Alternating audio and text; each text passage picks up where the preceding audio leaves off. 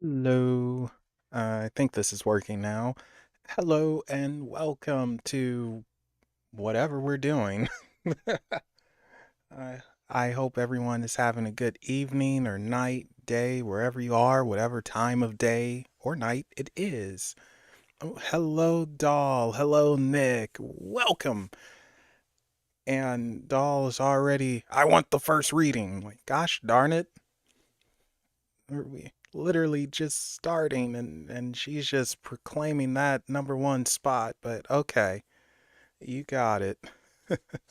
Jeez Louise. So tomorrow is well, you hear me shuffling some papers, but tomorrow is Thanksgiving, at least if you're in the US. I know them Canadians, theirs was in October. I can't remember the date. I always forget it. It's either is it the 7th or the 14th or maybe it's the 10th. I don't know. It's one of those. But anyway, for us US folks, tomorrow's Thanksgiving and of course after that it's Black Friday, which everyone loves. Everyone likes discounts or at least things that are made to seem like they're a discount, but somehow those pesky corporations, they get away with it and still make profit. And oops, did that wrong. And then there's Cyber Monday, which is of course newer than Black Friday, but the same thing, just online.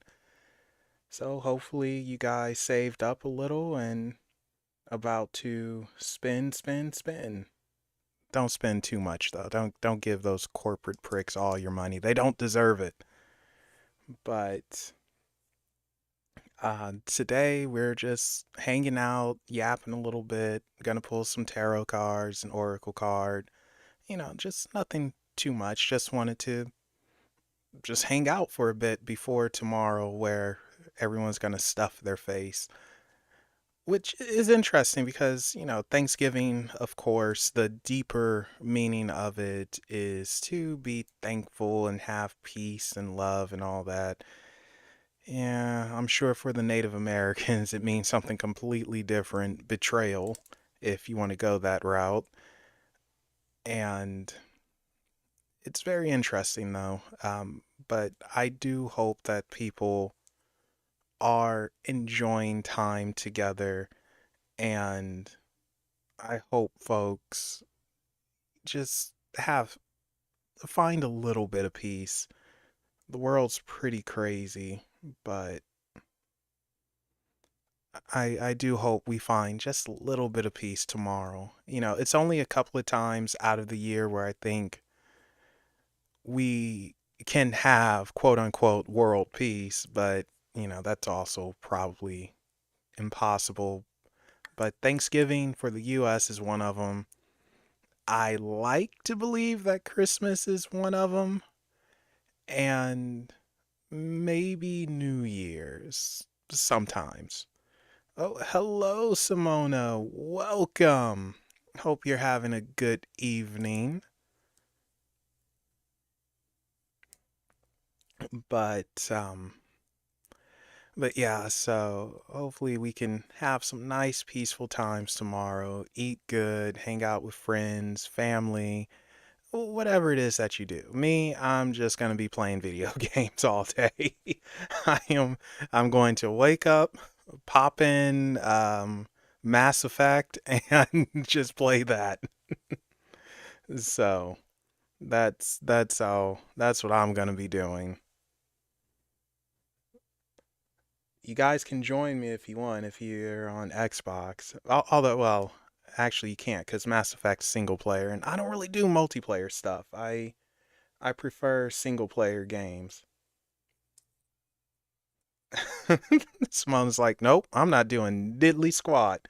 I am sitting my butt down. I am eating some pumpkin, well, not pumpkin pie, but I don't know, whatever you're making, some type of pie and some turkey or ham. Actually, that's a good question. Which do people prefer? Turkey or ham? Personally, I prefer ham over Thanksgiving turkey. Oh God, you could keep that, Simone. I hate coconut. Ugh. You see, ugh, nope. All you. I prefer ham over turkey. Turkey, I don't know. Maybe if it's thinly sliced and put on a sandwich, sure. But oh, and fried turkey's actually not too bad. But Thanksgiving turkey, it doesn't do it for me. I don't know. It's just something about it. But ham, I can definitely do.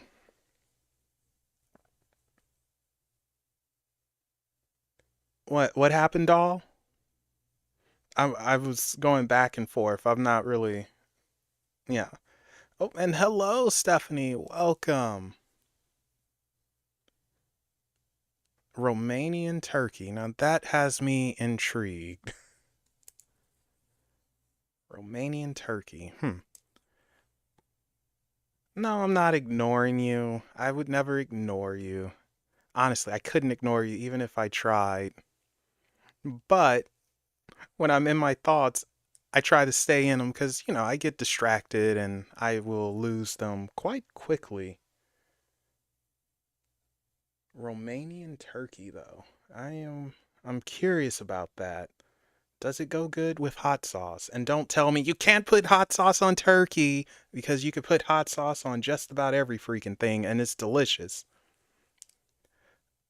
Only turkey breast? I think I don't I don't know. I don't again, I'm not a big turkey person. So I can't even tell you if I would do the turkey breasts or not.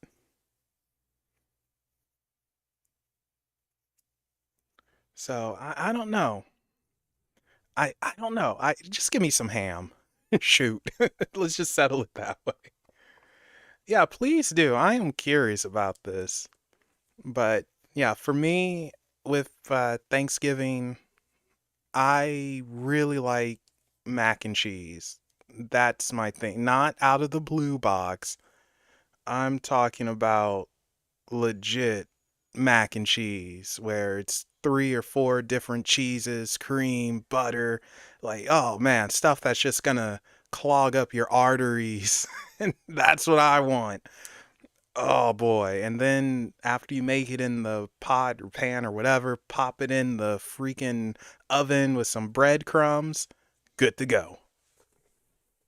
That's my thing, man. It's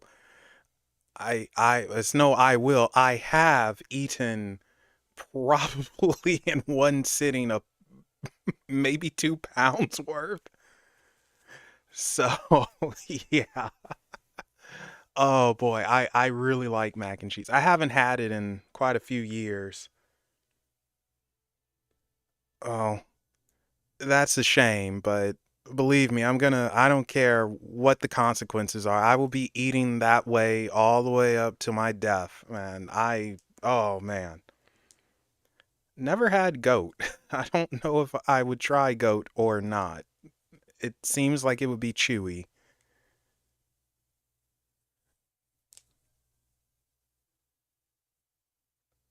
Ew. Oh gosh. No, Stephanie, that's not cool. Oh. Oh. Oh. Yeah, not had goat though. Like I said, it I don't know. It just looks like it would be chewy to me and I don't know. I just have a hard time trying to eat something that's just like sheep or goat and I can just hear it go meh or something like that. I mean, I know that's a sheep, but however goats sound, I don't like stuffing. I can't stand stuffing. I don't know how people can handle it, but more power to you. I don't like stuffing at all. So I guess I would be the picky eater because I don't know. I'm looking at the turkey funny. I will not eat the stuffing. No, thank you for coconut cream pie. Uh, Mac and cheese all the way. And yeah. So and it's something as well because when we were having Thanksgiving get-togethers when I was younger and growing up. So it was turkey, collard greens, which I don't know. It's just something about them I don't like. Uh, oh no, that's not good. Why did that pop out? Stop it. Stop being a wiener. Uh, Collard greens, which, yeah, I don't care about too much. This really good spicy jasmine rice, that was delicious. I love that. I would like ham over turkey, of course. And they would make cornbread, which I don't care for too much. Oh, did this pop back? Yes, it did. Okay. Sorry, having some little technical difficulties. And oh my gosh, I am picky with this stuff. Now that I think about it. Huh. Rice-a-roni. Oh my. Okay.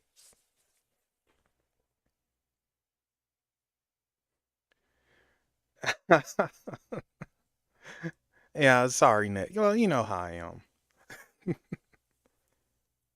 No, no face cam today because I'm doing tarot and I'm on the whole other side of everything. And I have not shaved nor cut my hair, so I look more like a bum than normal, so we don't need that. But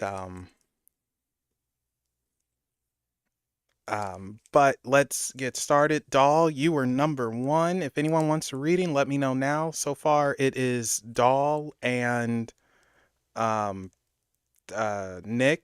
Doll's one, Nick is two. And I will be pulling a tarot card from the, oh my gosh, what's the name of this? Oracle of Shadows and Light. All right, Doll, Nick, Simona, and Stephanie.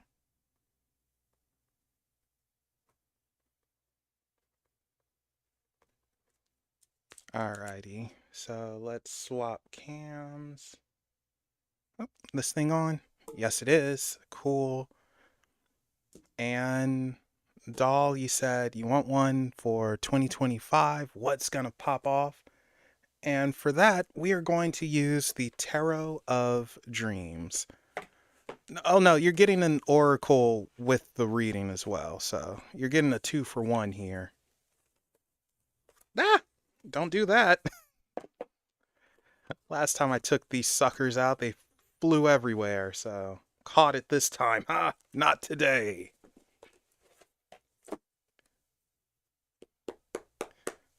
So I think tomorrow I might just treat myself to a little sushi. I think that will be my Thanksgiving thing. And it's gonna sound weird, but I'm gonna open a can of salmon just in honor of Sweet Pea. You know, she loves salmon, so have that around. But but yeah, I think I'll get some sushi or something. It's just pretty much just my mom and I, and she is elsewhere, so. All right. This is for Doll. This is for Doll. What is going on for 2025? Coworkers. It's no coworkers, it's just me.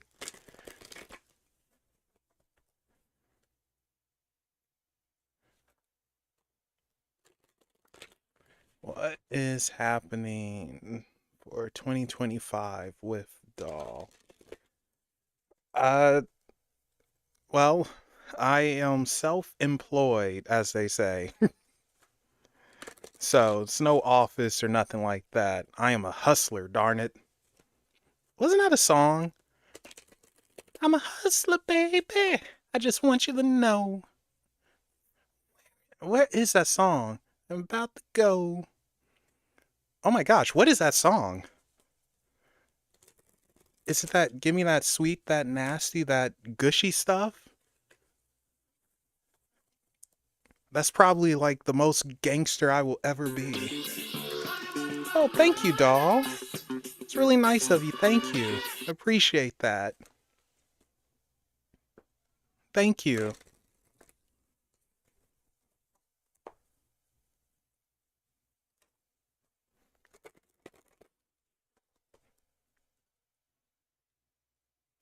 All right. So these shuffled really nice for you. So that's awesome. I like it when this deck shuffles nicely. So again, this is the Tarot of Dreams by Ciro Marchetti. If anyone is interested in getting it for themselves, and you're about to see the cards right now. Ooh.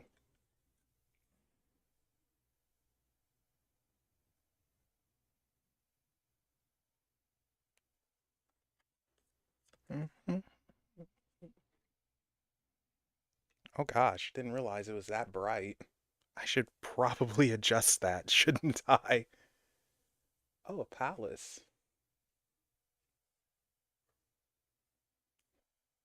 And perhaps not have it be so crooked. That would be helpful as well, wouldn't it?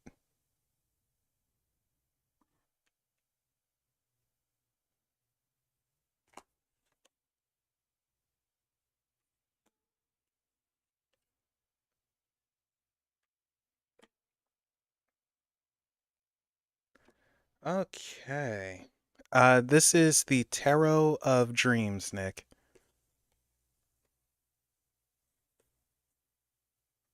by Ciro Marchetti. Alrighty, so Doll, and everyone is going to get 5 cards tonight plus an oracle, but Doll. Alright, so with you, we start off with the Queen of Wands, which is actually my favorite queen in this deck. And with her, she always strikes me as being mischievous in this deck anyway. And right next to her, of course, we have the Sun, and then the Palace of Cups. So the Palace cards are bonus cards in this deck, and it's where our energy resides. They don't come up too often, but when they do, it gives you an idea of the energy that's circling around you. And this has a lot to do with. Wait, is this? No, this is swords. Sorry, not cups, swords. Excuse me. Blah. Um, this has a lot to do with where the mind is and imagination almost. So for next year, you're going to have to try not to be in your head so much.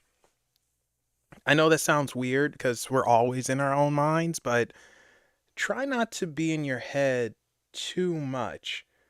That's the first thing. That's the energy that comes off first, because then you you start creating things that aren't, or seeing things that aren't there, or paranoia kicks in, and you almost play mind games on yourself, and you defeat yourself. So be very cautious being in your own mind. You don't want to be in there for too long. Now, this Queen of Wands, like I said, she kind of strikes me as a little bit mischievous. I'll give you a better shot here. Ooh, isn't that a pretty card too, though? Like, she's cute, but she's just something about her being mischievous and hidden. And I feel like with her, it's not getting the full picture of things. It's almost manipulation. So watch out for manipulation in the coming year.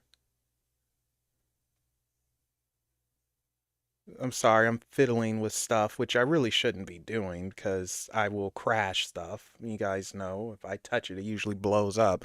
But yeah, watch out for manipulation in the coming year from this Queen of Wands because she's hiding things, and it's something about her being controlling. Very beautiful. I mean, I love this card, but it's just controlling. And the sun for me is breaking free, trying to get free of this control, trying to get away from her. And if you got, I said this before, if you guys like wrestling, the sun to me in this deck always reminds me of the Randy Orton pose. I love it. Anyway, for me, the sun is breaking free and being on their own, trying to get this independence and having this good energy flow. And it's like, I gotta get away. But that's the issue here with the sun being next to our Palace of Swords. It's fantasizing too much and not doing. So we're planning, we're thinking, we're fantasizing, but we're not putting it in motion. The sun, or you rather, will have a chance to, oh, hello, June, welcome. You will have a chance to break free, not in a fantasy type of way, but a realistic, physical, in this reality way. But it's up to you to take it and not overthink it, not get in your head. There is an escape from this manipulation. It just feels like manipulation and just holding something over you and a lot of nagging. My gosh. So be aware of that.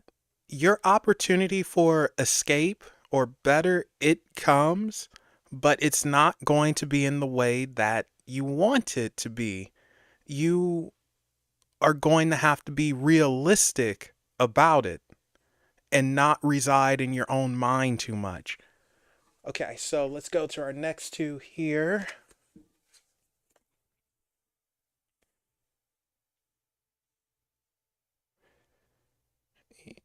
So we have the Ten of Wands and the Seven of Coins, Pentacles, whatever you want to call them, same thing.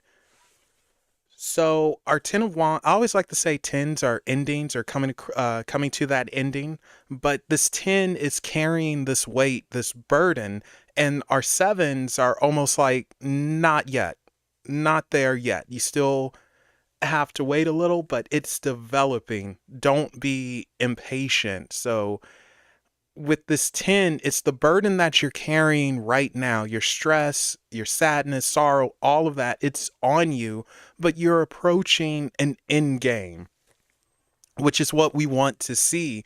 However, the Seven of Coins is saying you need to exercise your patience, which is probably running thin at this point, but it's worthwhile. 2025 is a worthwhile year for you, or it should be, because you get your chance to have what you want. That's the big thing. You get your chance, you get your opportunity, and that weight is able to come off of you. Now, here's the thing though, with this 10 of Wands, I don't know if you're going to drop all of it at once or it's going to be a systematic thing. It would probably be better if it's systematic and doing things little by little, saving up, looking around, developing, all that type of stuff, instead of pulling a Cartman, forget you guys, I'm going home, don't just boom, leave. That probably wouldn't go too well. But systematically doing it, planning, staging, and just taking it step by step would be better. Seven of Coins, though, it is saying your opportunity will be there if you want it or not. It's your choice. Well, I know what it is, Nick, and I know what I said. I'm very, very G rated, okay? To a degree. Sometimes PG. And if I'm really feeling bold, PG 13. June, you have people ahead of you, but we will. I'll put you on the list, so don't worry. Um, but yeah, so doll, you're in your head too much. 2025, get out of your head. Be more in this reality. Don't fantasize, start doing so you can get away from that Queen of Wands. It's just not good for you and it's stifling you. And that sun energy is there and it is breaking free. So I think you will have opportunity for that. Okay, so pick a number between 1 and 45.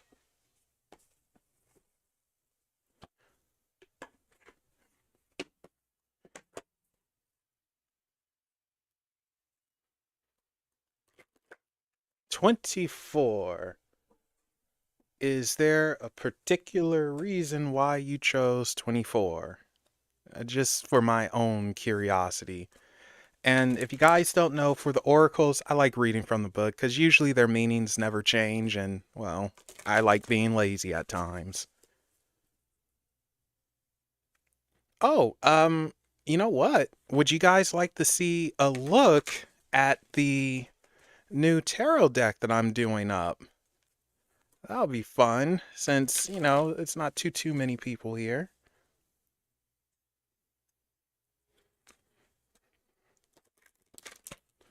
All right, let's give this one more mix for you. Okay, so I'll give you a sneak peek after this. Okay. One.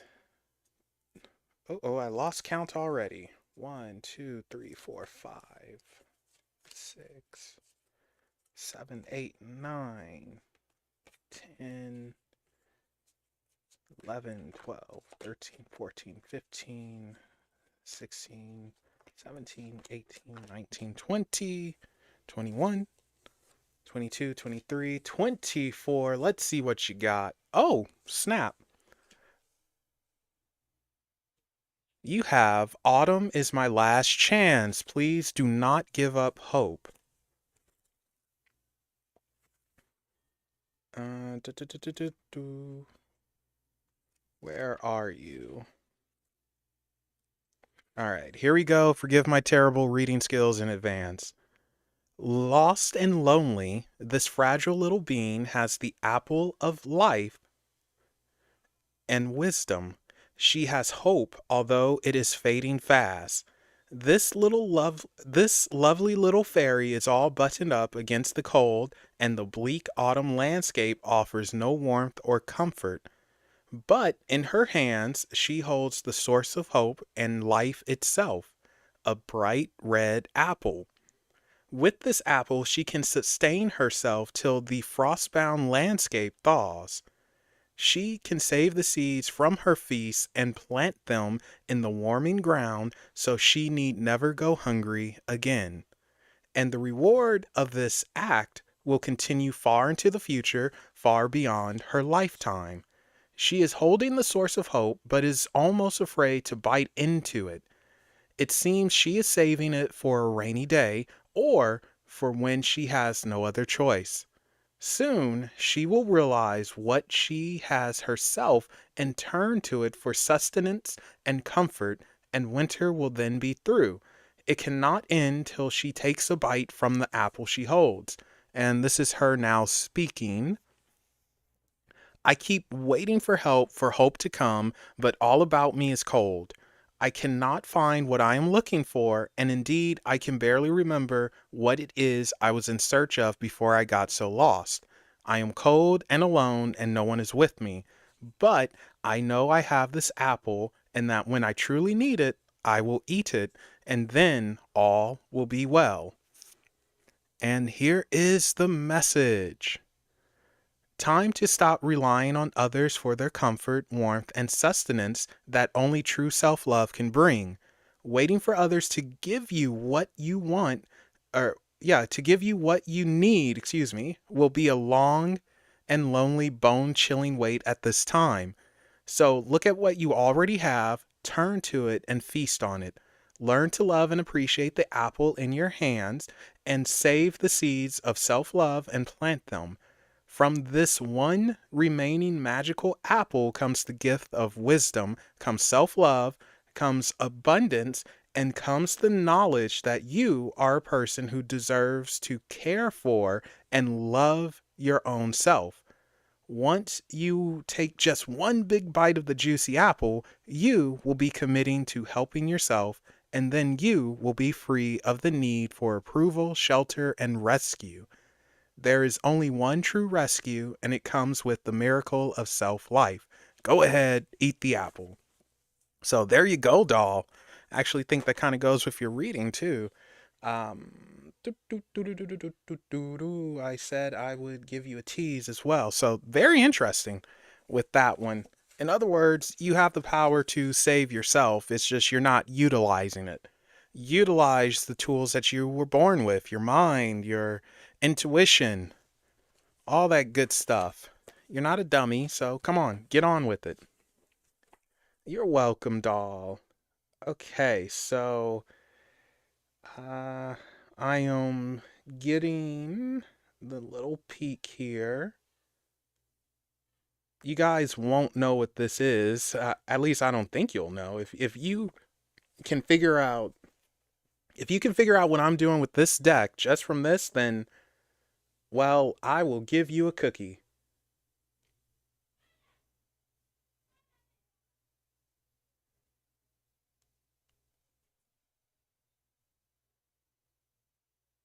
So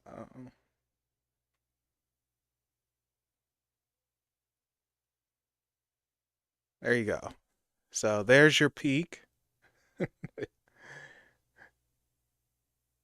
Can you figure out what the heck I'm doing with it?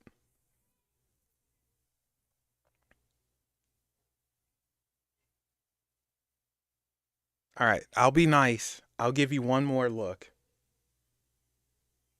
because why not? It's not gonna hurt anything. Uh, let's see. No, you can't see that. I'm trying to find the. There it is. There's the other one.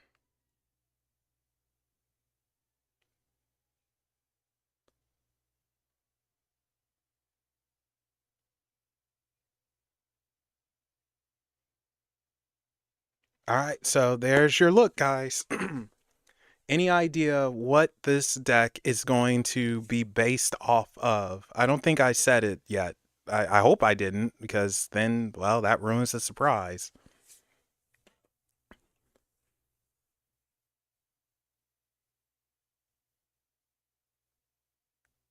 So take it in, 10 more seconds, then they're going bye bye. And Nick, you will be up next.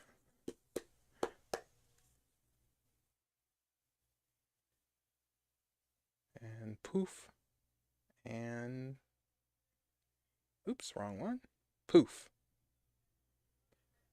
All right, they are gone.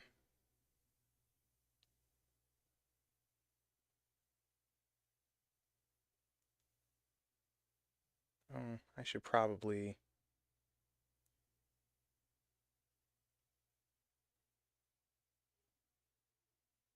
All right, have to go back to work on Friday. I'd like to know what I can do. Find one person. Help him have a hat. Oh, okay. Yeah, that. Oh, wow. That's a good one. Yeah, we will definitely see. Oops. Sorry. Fiddling around here, trying to get something working properly. It's deciding not to, though. Okay. Oh, that's still too bright. Oh, well. We're just going to have to live with it. All right. So, what can Nick do to help someone Have a happy and excellent day. What can be done? You know what? I'm not going to use the Tarot of Dreams for this. I'm actually going to use Ciro Marchetti's other deck, the Gilded Tarot. For whatever reason, I feel like, hey, go to this one. So I think we will go to it and figure it out. Because at first I was going to use the Tarot of Dreams, but I don't know. Just something's like, yeah, I use the Gilded for this.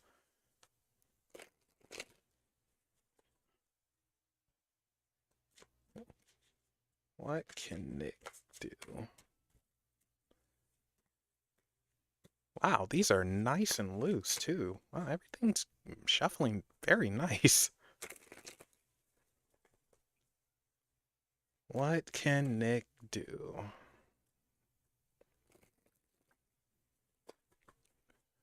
All right, let's give it one more mix and see what we got.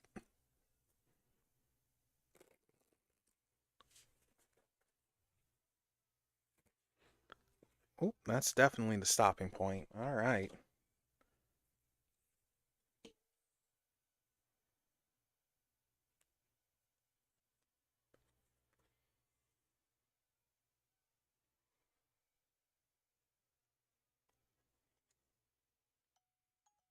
Are you serious? Someone's calling me? No, go away. No calls right now.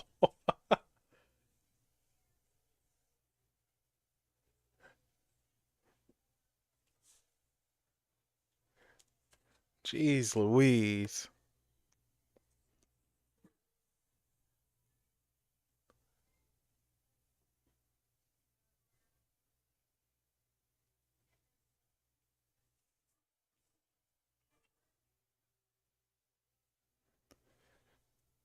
Okay. Hmm. Oops.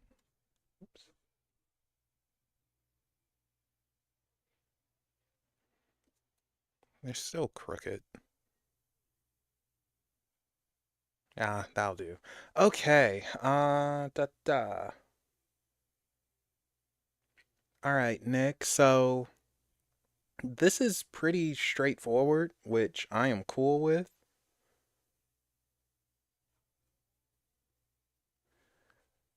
And we start off with the Ten of Cups. And the Ten of Cups, for me, traditionally is. Oh, hello, Melissa. It is a sort of. How can I put it? It's sometimes it's bittersweet, and it's like almost seeing a kid off to college. You're happy they're going, but you're kind of sad that they're going. And it's also a family card as well. And to me, looking at this, how it is right now from this specific deck, though, it feels like communication. Communication, sitting down, having a yap. And being that it's next to our Two of Swords, which the Two of Swords is usually not wanting to see things and being blind is like, no, I don't want to make this choice.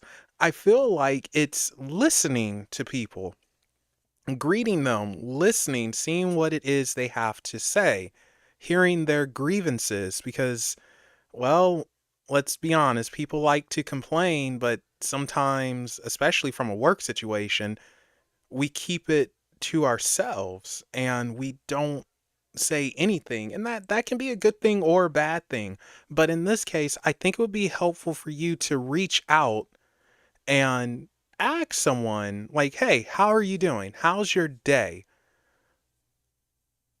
That little thing does so much for someone. Like, you will be surprised just checking in on someone, saying hello, how are you? It goes a long way. So I think starting with that, Nick, would be huge. Even if you don't know the person, just if you see them, like, hey, how are you? How you doing? How's your day? Do you need to get something off your chest? And listening to them with these first two cards, anyway. Next, we have the King of Wands. And the King of Wands, this King of Wands, anyway, he's a little bit mischievous, it feels like. He's a little threatening, so to speak. And this to me is almost like anxiety, a little bit of fear, and it's like, how do I approach? How do I do this and not come off like I don't have a good word for this, so I'm just gonna say a meathead. You're not a meathead, Nick. I just don't have a good word. How do we do this? So I feel like with him, it's don't try to impose and say, hey, tell me everything. I want to know what's up right now because I know. Don't do that. You could be firm and saying, hey, are you good? Everything cool? And then back away. You know, the ball's in their court to tell you. Don't just don't approach like you better tell me what's up or I'm gonna club you. You know, don't do that. That wouldn't be good. I've actually done something similar to that before. I mean, it got the results, but that's because I knew the person. They were stubborn. Don't be aggressive with it. That there we go. Don't be aggressive with it, and let them know that your door is open. If you ever want to talk, if you just need someone to listen to you, the door is open. I feel like that. You don't have to be aggressive with it, and you don't have to try and actually seek out every single person, but just approaching a couple of folks that you notice and you can see they're a little distraught for whatever reason, that goes a long way. And just saying, hey, how's your day going? What's up? You know, I'm here if you need me. Office doors open, swing on by, whatever. Okay, so our next two,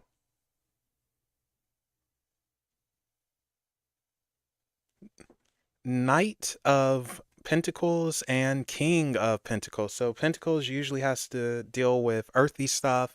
I always like to just straight up say money, money, money. Yeah, yeah. No one will ever get that reference, unfortunately.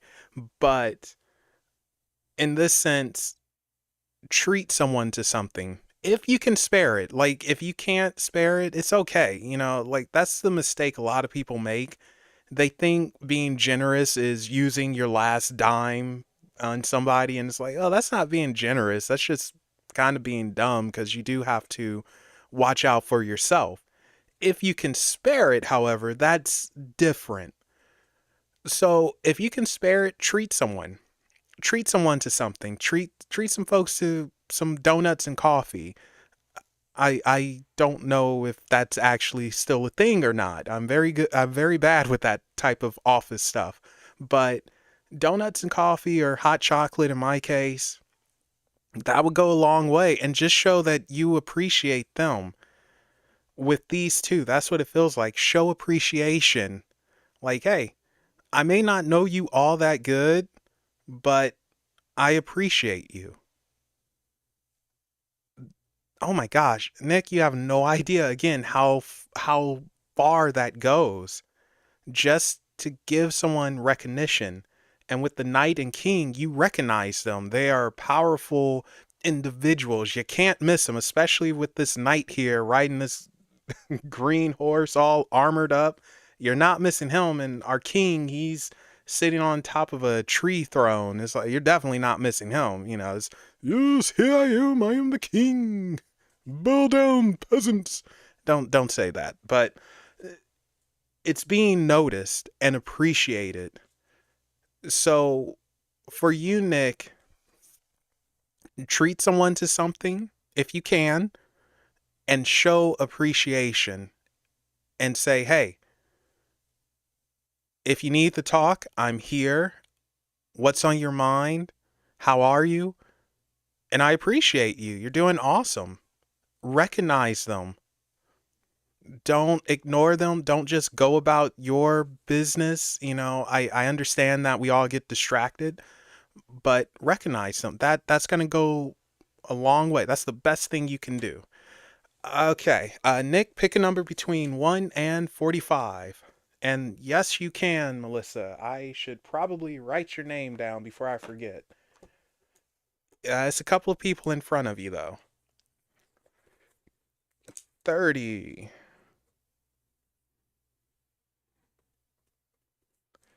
Okay. Oh, I should probably also do this.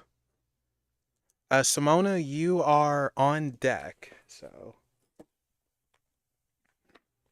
okay, 30, 30, 30, 30. Any particular reason for number 30, Nick? I'm probably going to ask that for everyone, so just be prepared because I'm nosy like that, and I genuinely like knowing why people pick certain things. Oh, well, no, that's fine. If it just popped in your head, then hey, that's the way to do it. You always go with what pops in your head first, no matter what. Yeah, hey, that's the way to freaking do it. You get in trouble when you start thinking and it's like, well, maybe I want 22. Well, no, I changed my mind. I want 44. It's like, okay. So, yeah, you did it the right way. All right, let's give this one more mix and see what oracle you get. Okay. Oh, oh, gosh darn it. Okay, I'll do it this way. 3, 4,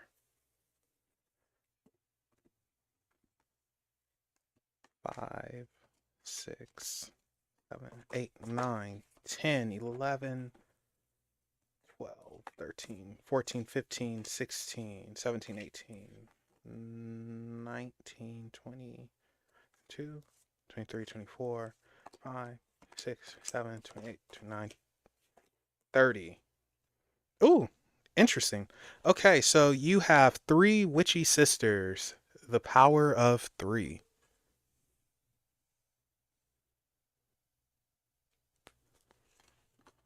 Oh, no way, Nick. Did you win? Or did you just call the number and you forgot to play? Ah, don't do that. Nice. Honestly, I want to say 20 twin. What is 20 twin? I want to say 2010 might have been the last time I went to a casino. Not to gamble, just to go to the buffet.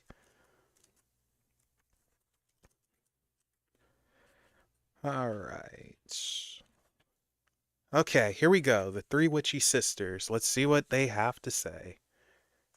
These three witchy sisters are triplets and they go everywhere together. Each one of them works with the others to keep their magical knowledge strong and very grounded, and very simple too. Their hats are designed to connect them to celestial knowledge, all that is said to be above, and when they take them off, they connect to the earth, what is said to be below.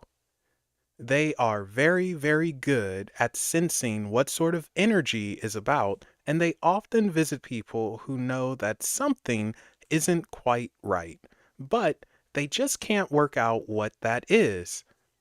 These sisters are like spooky antennae and use their powerful psychic skills to work out what's really happening. Once they can identify the energy issue, they can then work on an antidote and share the right action with you. Because for every problem that exists, the world of magic provides a solution. When your powers are focused in this threefold way, you create a powerful energy shift in the world around you, and your world, as a result of the consciousness you choose to create, will change. And this is the sisters speaking. We can sense around you some strange energy, and we three are tuning in so we can identify and explain to you what is happening in a wave of three. Very clearly, very simply, and without any fear at all. Because this problem may not even be a problem, it is simply something you do not understand yet. Let us come in, let us help you, and we will soon share exactly what it is. But you must help us by being aware, awake, and alert to what is around you. And here is the message. Something that has just happened will happen twice, then three times. Something that has happened twice will happen one more time. And something that has happened three times is now complete, finished, farewelled finally by the three who are in charge of these strands of fate that repeat in threes till the lesson is learned.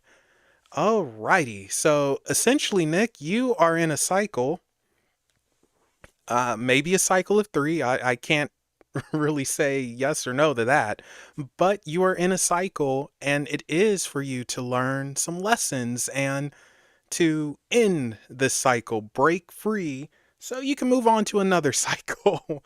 But ultimately, it's you're in the lane of lesson learning. Oh, I like that. The lane of lesson learning, the triple L's. Ooh, you can quote me on that. But yeah, there you go, Nick. Alrighty, Simona, you are up. I lost my pen. Gosh darn it. Where the heck did I put it? Oh, you're welcome, Nick. Um, oh, there it is. Okay, found my pen. All right, I needed my pen just so I could cross out names so I don't get confused here. So after Simona, it's Stephanie, and then June, if he's still here, and then Melissa. So, all right, so Simona, you're up, you're here, you're present, and we're going right back to the Tarot of Dreams. Okay, cool.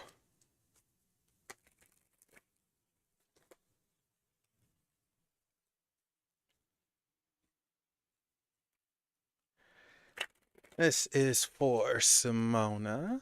This is for Simona. This is for Simona.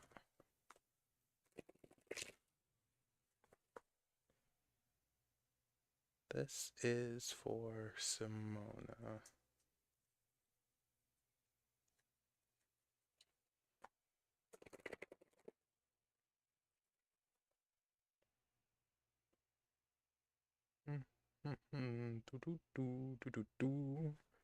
This is for Simona. Let's give it one more.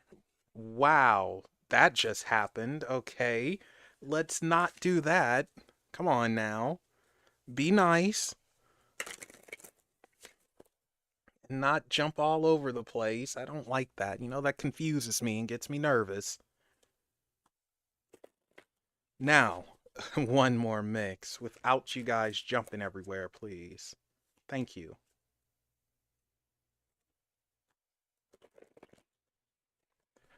Okay, here we go. Oh, and indeed, here we go.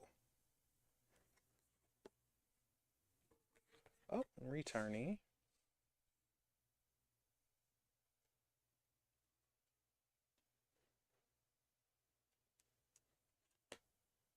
Hmm.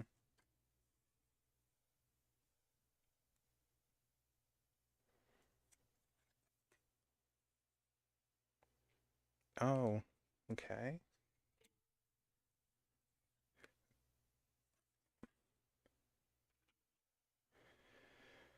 Okay.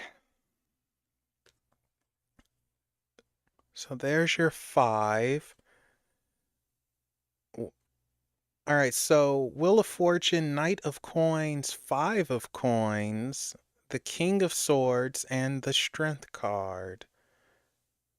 So the King of Swords is the one that punched me in the face first because it's something about him. So you get a better look there. It's something about him that I don't know. It's kind of weird. It screams out a little bit of sorrow and sadness and almost like I want to cry a little bit. And this is, again, swords are usually dealing with thinking a lot on the mind, dealing with too much on the mind, sorrow, hardships, all of, well, not necessarily hardships, but feels like hardships and all of that, and crying. So, oh, Oh, and thank you, Mr. Biden. So I want to say that you might be in your head too much, and you definitely need a break or a vacation or something because it almost feels like crying. I can't explain it, but it feels like crying and it feels like you need a distraction and a break. Overwhelming. It's just, it's a lot. I know you can handle a lot, but this is a lot. You need a break. Um, yeah, you need a break.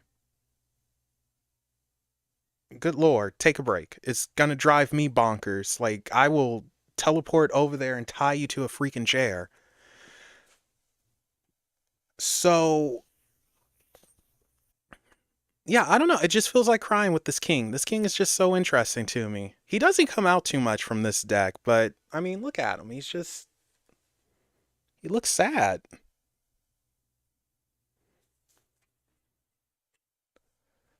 But anyway, our Wheel of Fortune here. So this is the cool thing. Wheel of Fortune, it's make luck what you make it. In other words, whatever you put out, you receive back, and things are spinning and going. This is not staying still, unfortunately, because you need to stay freaking still. You're like a little mouse, just boom, scurrying all over the place. Just, oh man, it'll drive me insane. I couldn't do that. I don't know how anyone can do that. But the Wheel of Fortune is in motion, and things are, change isn't the right word, shifting. Things are shifting with this Wheel of Fortune. Yeah, I can't say change because it doesn't feel like, I mean, it's a change, but more of a shift. Just a shift on how you do things, how you approach, maybe, even perhaps how you learn. But things are shifting. And with the Knight of Coins here, we're pushing forward and past, and this is your stubbornness also kicking in.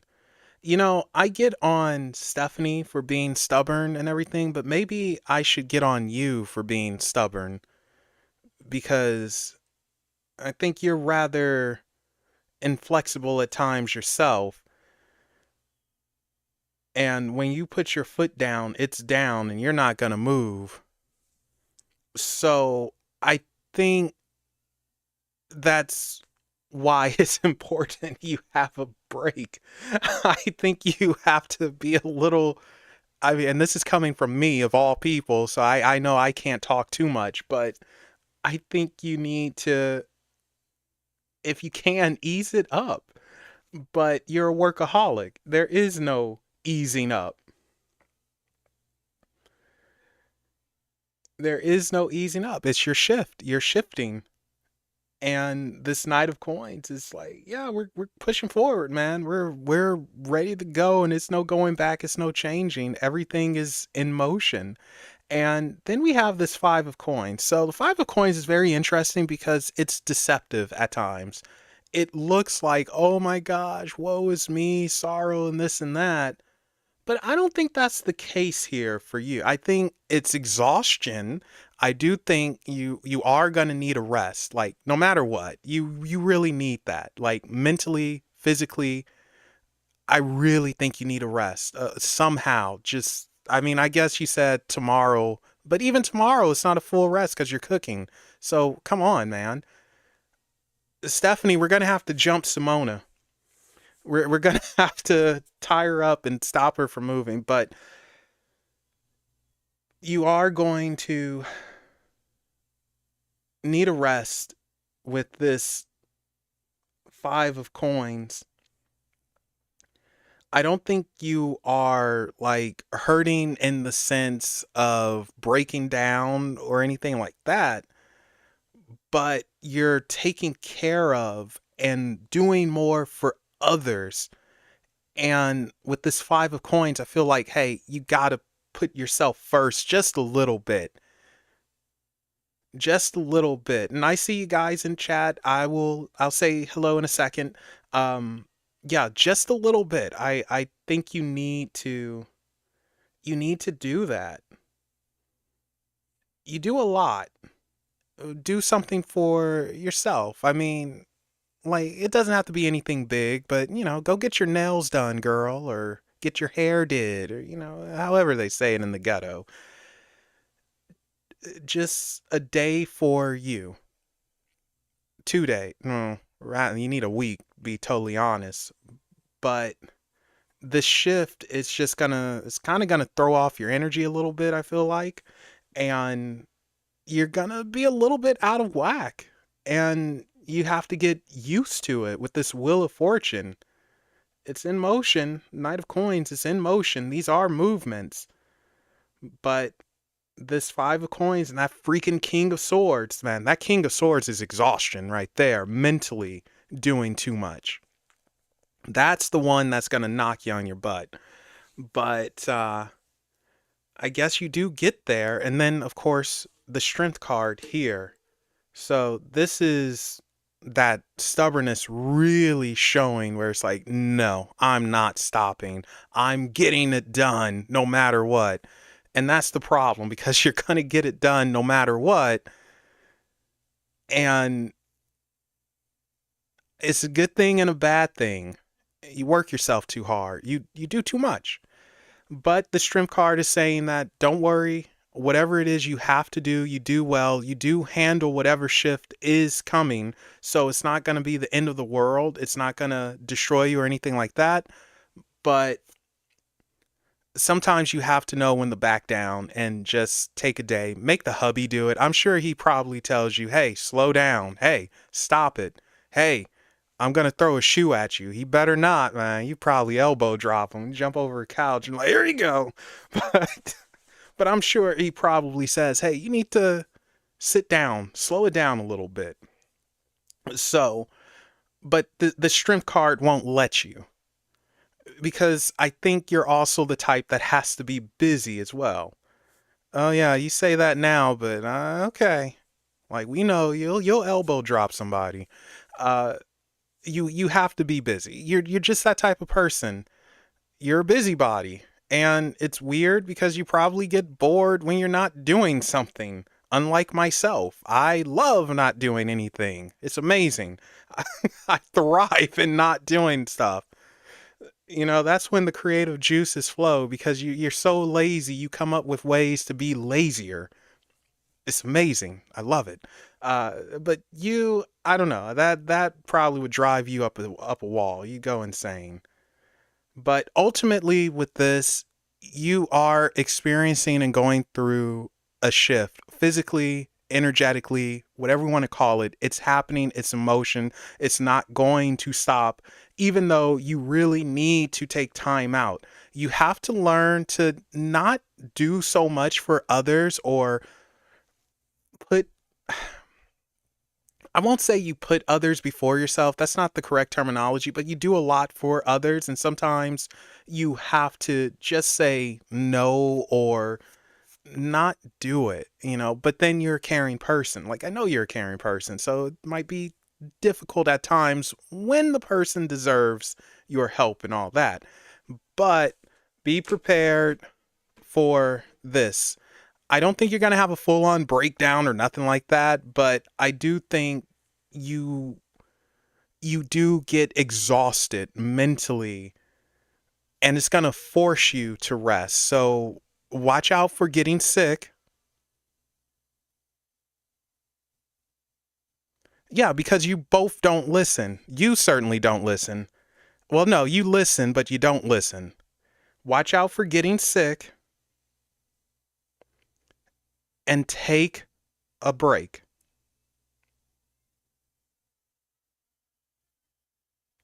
Okay, we'll see. I hope not. Please don't get sick.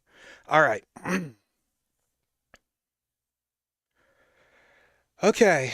Um, Pick a number between 1 and 45.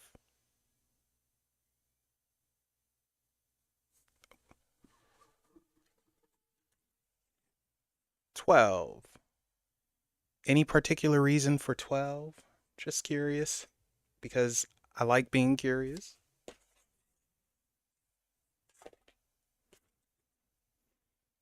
Oh no, where did I put the.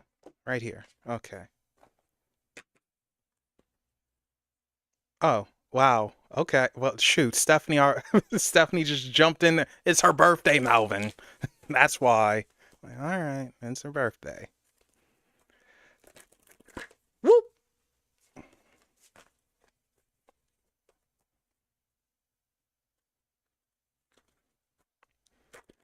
See, you guys are probably like twinsies on some type of astral plane or some mess. Oh, okay.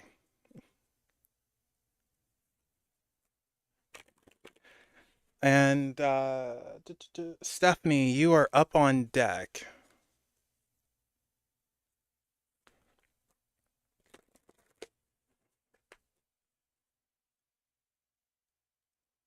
Okay, let's see what we got. Let's see what we got. One, two, three, four, 5, 6, 7, 8, 9, 10, 11, and 12. The heck? Oh, this is an interesting one. The Lantern Fairy.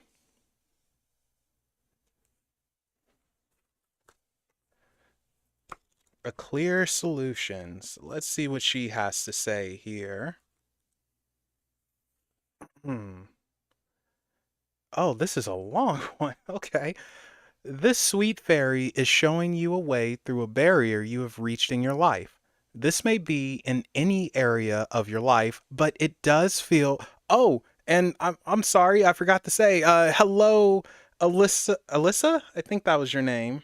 Alyssa and Josue. And yes, I can get you guys. I'm so sorry, I forgot. But yeah, anyway, okay, let me get back to this. A barrier you have reached in your life. This may be in an area of your life, but it does feel that you have come up against a very solid obstacle.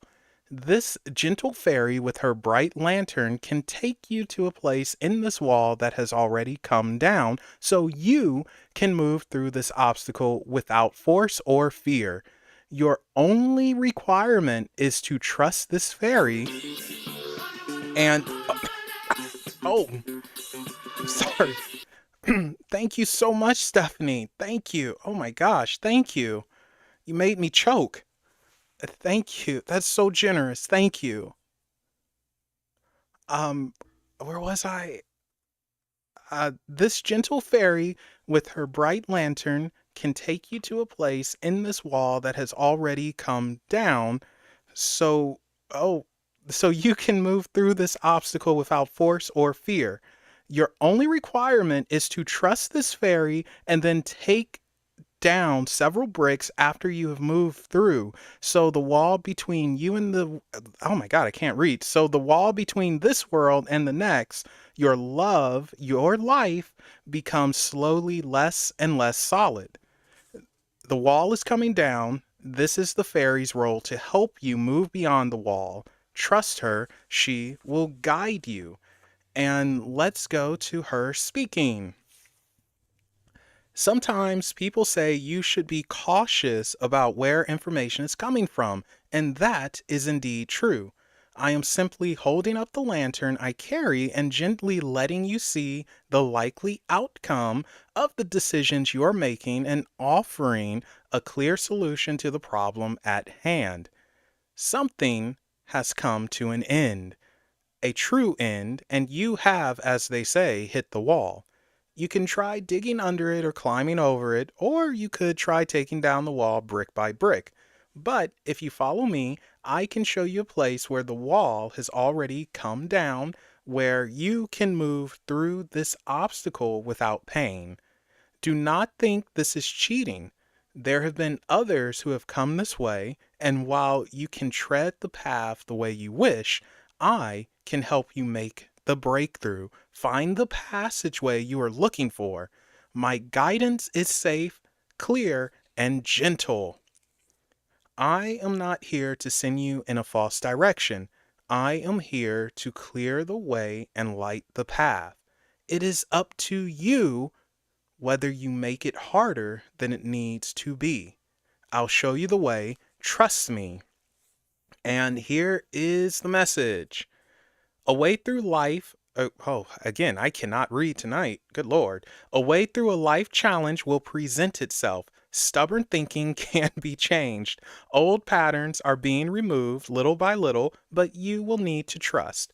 Old shielding against certain energies needs to be replaced and reworked as it is no longer in line with what you wish for and in fact may be proving to be a barrier which is keeping you isolated instead of protected. Trust where the light leads you.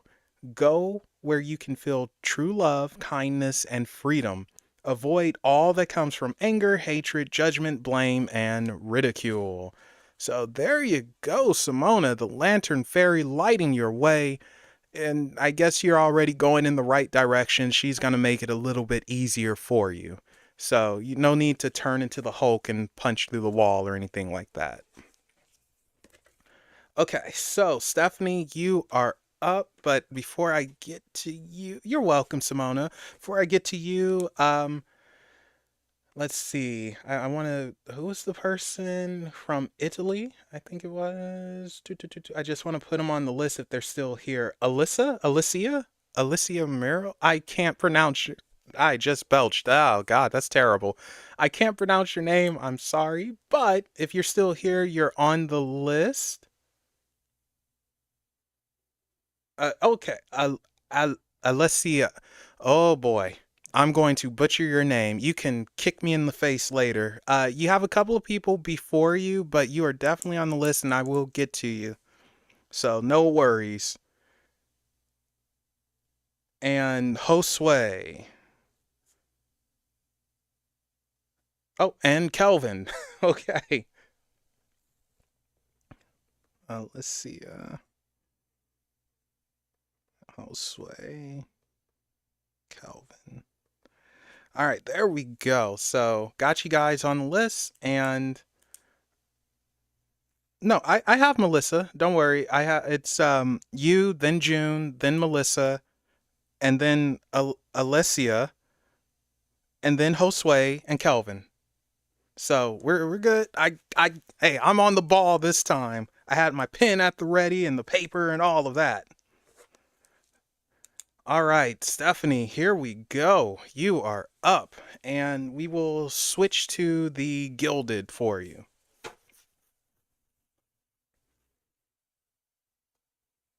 Whoa! Wow, these suckers literally just jumped out.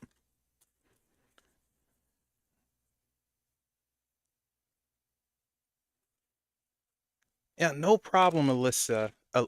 How do I say your name? How do I say your name? Because that's gonna bug me if I don't get it right. Alyssa or Alicia? Or is it something completely different? And thank you for joining us all the way from Italy. What time is it over there? Isn't it like maybe 3 a.m., 4 a.m. or something?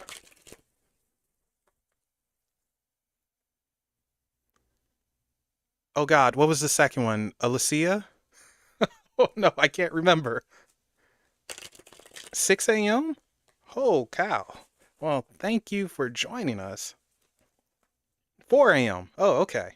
Well then, darn it, Simona, why'd you say 6? 4 a.m.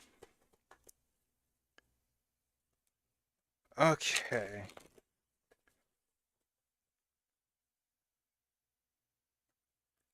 Let's give this one more mix. What do you have to say to Stephanie? What do you have to say to Stephanie?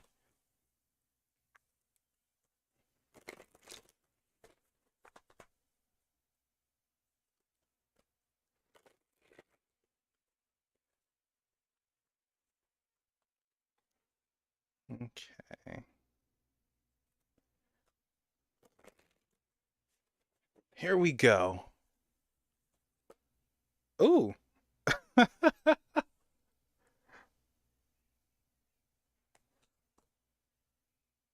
Oh, nice.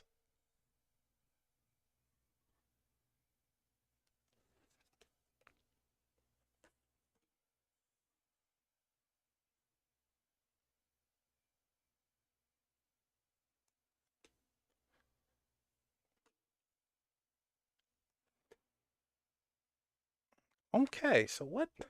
It's interesting. Just curious, what would that have been? I thought it would have been a major. Okay. All right. So, Stephanie, um this is a fun one. At least I think it's a fun one. So, uh the Hermit, the Four of Wands, the High Priestess, the Ace of Pentacles, and the Seven of Pentacles. So, Pentacles, that is our growth and gaining more, growing more, the good stuff.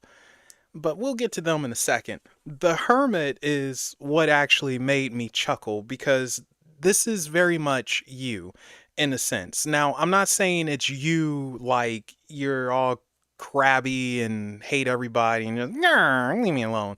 It's you in the sense of you enjoy your seclusion. I won't say you're isolated because you're not exactly isolated. You allow people who you like anyway in. So you're not isolated, but you do like your seclusion. You like your privacy. You like your space.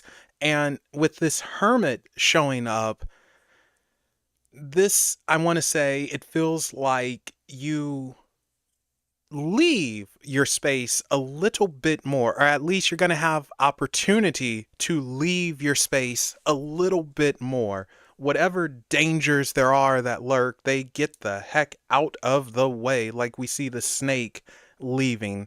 And that doesn't mean literal danger, it just means obstacles or whatever was holding you back.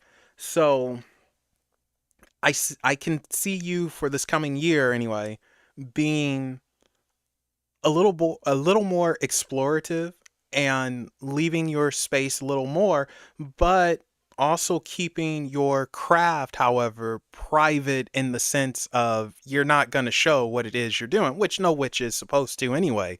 Then if you show what you're doing, then other people are going to know, and it's like, oh, you're doing that. Well, I'm going to counter it with this, and then you're in a Pokemon battle all of a sudden. So we don't need that.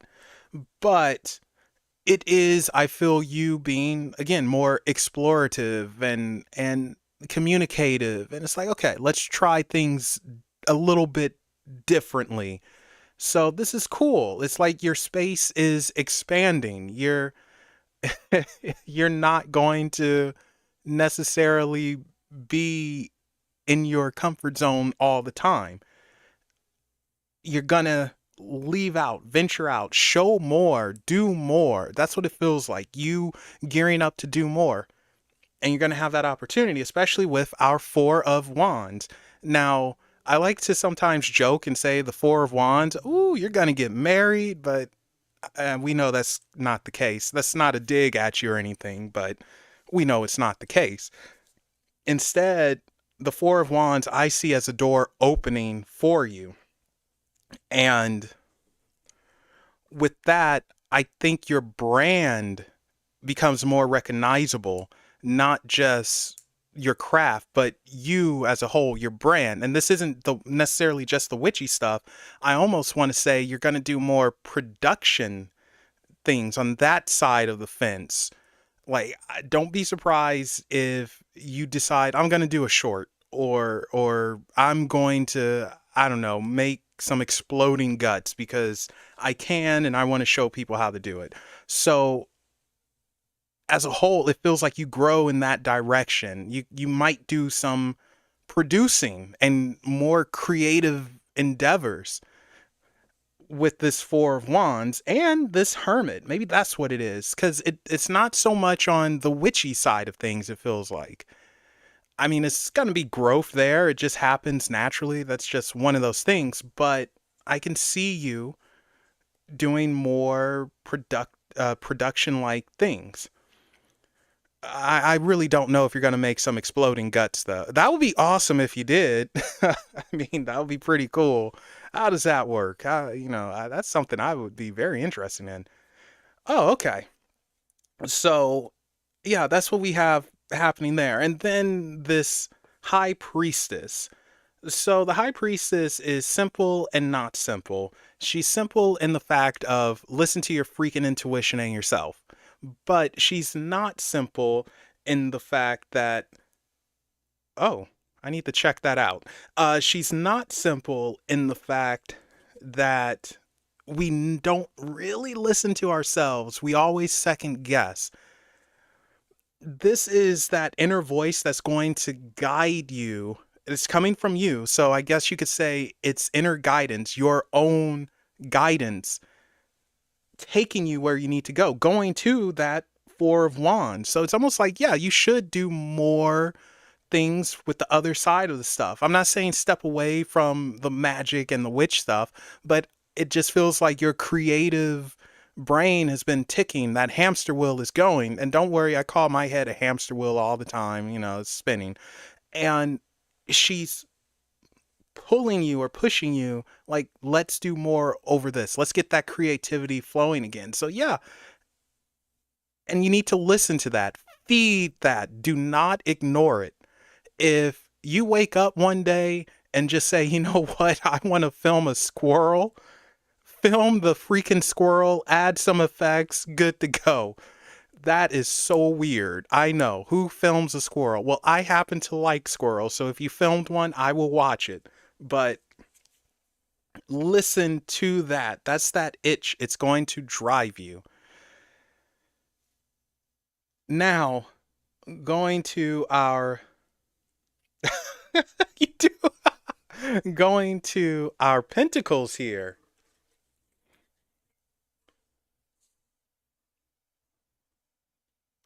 Okay, so our pentacles, we're looking at growth opportunity and maybe a little extra money. I think you might have a new, maybe not a new avenue of cash flow, but you set up cash flow. So the Ace of Pentacles is that opening. That is the seed that's being planted. There is a moth in here and it's freaking me out. Go away. Go. I'm not going to kill you, but just get away from me. Okay. So the Ace of Pentacles is that seed that's been planted that can grow into this Seven of Pentacles, that tree that's there. And it feels like this is long term, almost like residual. So this isn't a short term payoff. This is something that's long term. You're not going to get it immediately, unfortunately. I guess the best way to explain it is like winning the lotto. Instead of getting the lump sum, you take payments over the 29 years. So it's like that. It's almost like residuals that grow, which is cool because, that'll pay a water bill or something. People they scoff at certain things, but no. Hey, this pays for this bill and that bill. I'm good. And the even better thing, the cooler thing about this to me is it becomes a group effort. It becomes working with people. And I'm not so sure it's folks at your current job. I don't know if you like all of them very much, but it's other people within the community that you do like that come together that you can grow things with and work with and expand a little. So definitely your brand grows in 2025. It feels like the seeds already planted or it's being planted and it grows into more and it comes to you, which is great. Or rather, you make it come to you because you're the one putting in the work. It's so weird because this is a different energy for you, to me anyway. And it's one where it's like, I feel good. I feel passion. I feel something I've not felt in a while. And I love this to where you could cry happy tears, and it's not to try and make $1 million or anything like that. It's just a form of expression and love. Like it feels like love coming out of this. And because of that, it grows and it brings you long term success and long-term residuals. And again, it'd be nice if it was a lump sum in the short term, but beggars can't be choosers. And you need to grow this. Definitely do more on the production side of things.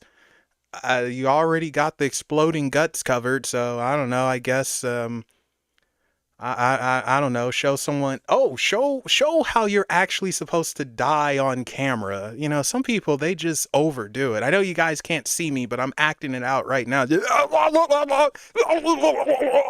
That's too much. Just freaking die and get it over with. Um, but yeah, you could do that just for me because that's a pet peeve of mine. But it's growth here, production side of things, opening up more on that side. Your witchy stuff, that's fine. I mean, I feel like you're already on top of that. It's nothing new there that I can see anyway. I think that you know your craft, you know how to work it, and if anything needed to be said, they would come to you before me anyway. They'll slap you upside the head and like, "Hey, listen, maybe not slap you upside the head, but well, they might slap you on the bum too, if they're a perv ghost like I would be." But anyway, the point is your production side of things. It picks up.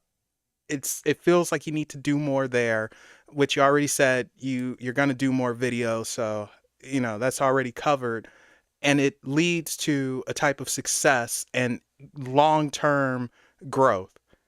And it's a passion, it's a love, it's an expression, and it fills you with an energy that's different, satisfying, happy. So there we go with that. Pick a number between 1 and 45. And let's see what we got. Oh, where did I put the... Oh, it's right here. 24. Another... Okay. Another 24. Why 24? It just popped in your head. Oh, that's funny. Simona showed that I can't speak. Simona chose 12 and you choose 24. How funny is that? Wow, that is some yin yang stuff. What the heck?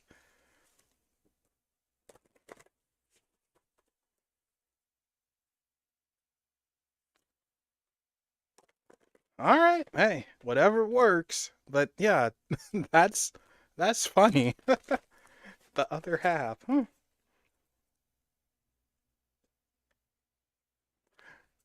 Okay, and who's up? June, you are up on deck. Right after I finish this, you're on.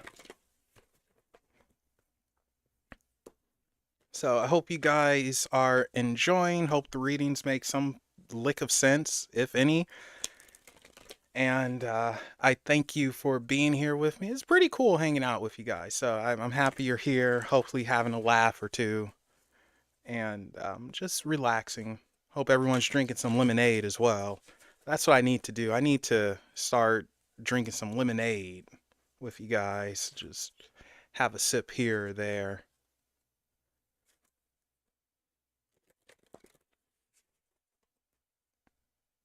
I'm not going there. I'm not going there at all.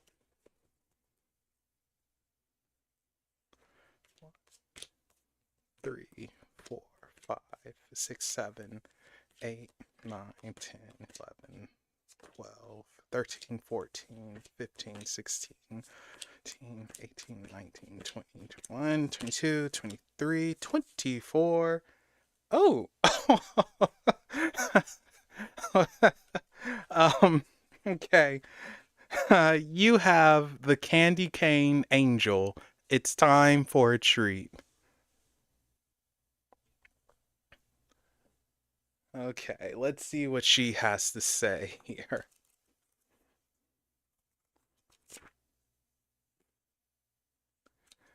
Where are you, Miss Candy Cane? Sounds like a stripper name. It's Candy Cane. Look at her working her thing on the pole. Oh, yeah. All right. Here we go. Oh, no, darn it. That's the wrong one. Here we go. The candy cane angel, OnlyFans, the candy cane angel is in charge of letting you know when it is time for some little luxuries that will reconnect you with your self love and self worth. She too holds back from giving to herself as she is such an earnest and industrious little angel, but her message is always clear. It is time for some fun. And this is her speaking. Oh, she has a lot to say. Oh, dear, oh, dear. Okay. You know what my problem is, and you know what your problem is. No? Well, let me tell you. Our problem is that we both feel guilty about giving ourselves pleasure. See this little treat in my hand? It's not bad, is it? It's not evil, is it? But can I bring myself to just sit down and taste every moment of its sugary sweet delights? No. I have to wonder if it's the right time, if I've done enough to earn this treat, to wonder why I should get this when so many do not have a single candy cane for their own selves. I torment myself with these things, and so do you. How about we make a deal? Next time you ponder a gift to yourself, a massage, a treat, a spiritual workshop, a delicious meal, time to laugh with a friend, a long rest or nap, meditation time, a space clear, know that when you energetically tell yourself, I am way too busy for that indulgence, you're really saying, I do not deserve this. Well, let's decide that you do. I am I am about to have my treat. I now charge you with the same quest. Give yourself that which you have been denying yourself. You deserve it. And here is the message. It is definitely time to have a treat, to give yourself the thing you have been putting off until you have worked hard enough or saved enough money or done without long enough. This card can come up for people who have been taught to save before they buy, a wonderful strategy, but at times this can tip over into almost habitual denial. You truly deserve some pleasure at this time in whatever form you have been denying yourself. Do not rationalize or talk yourself out of it any longer. The candy cane angel has appeared. She has made a bargain with you, and you are now going to have some fun, some delight, some tasty treats, whether in the form of food, clothing, luxuries, or experiences that you have forced yourself to do without. The luxuries are not only available to you, they are necessary for your growth. Step out of the consciousness of lack and into the consciousness of I deserve, and grant yourself this lovely moment of luxury. It's time for some, oh, I don't speak French, can't pronounce this, joie de vivre, but the girls, this is the best French I can do, no? And enjoyment to restage a grand entrance into your life. All right, so Stephanie, you get the fun card. Essentially, get yourself something good, fun, silly, whatever. Just treat yourself. And I was gonna say go and get you some ice cream, but we know what happened with that last time, so maybe no ice cream. Like get a cheesecake or something. But yeah. So treat yourself. You deserve it. You've earned it. And I know that you're doing the diet thing and all of that, but you can break it at least for a little bit. So get yourself something, you've earned it. But there you go. All right, June, if you are still here, you are up. Pop, pop, pop.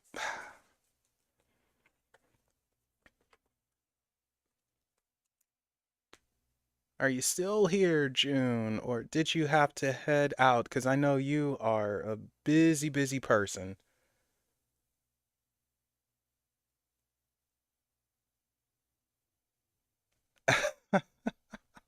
Oh, okay, well, you never know. I don't know what to say to this, so I'm just going to say, June, are you still here? If not, I am going to go to you, Melissa, because you will be up.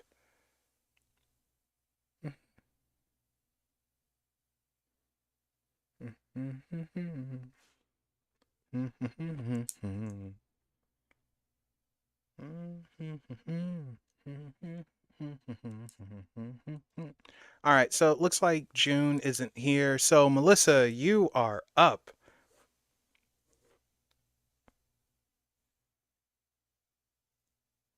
And then after that, it is Alicia. And then Josue, if you're still here. No, you didn't miss your turn. You have two people ahead of you, and then Kelvin. So here we go.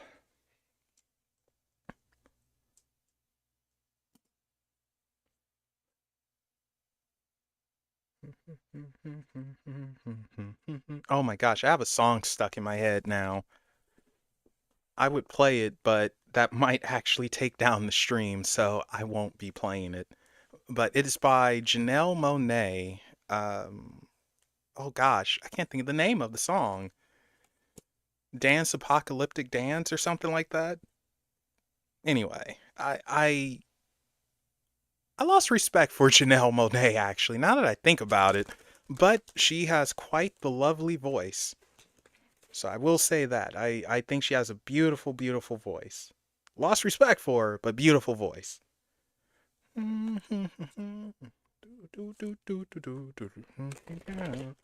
All right, what do you have to say for Melissa?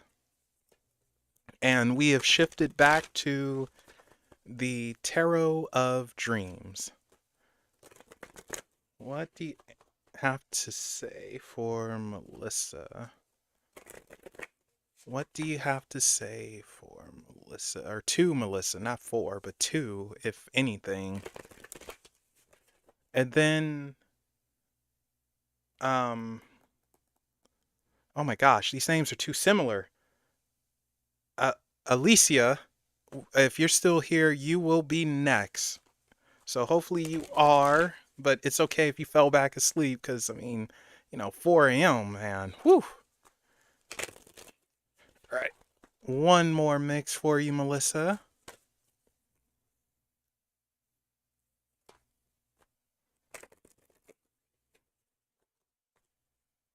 Let's see what we got.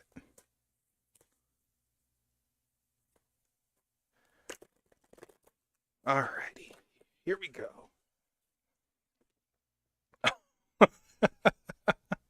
Oh gosh. Okay.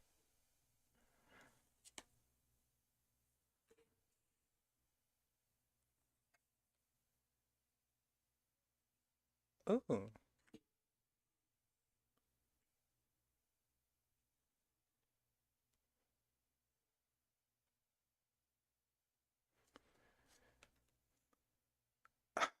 Okay.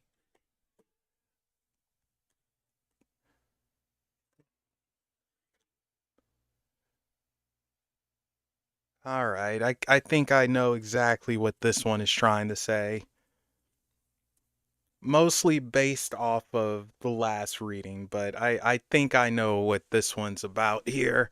So we start off with the tower, but this isn't necessarily a terrible tower. This doesn't feel like the doom and gloom and woe is me tower.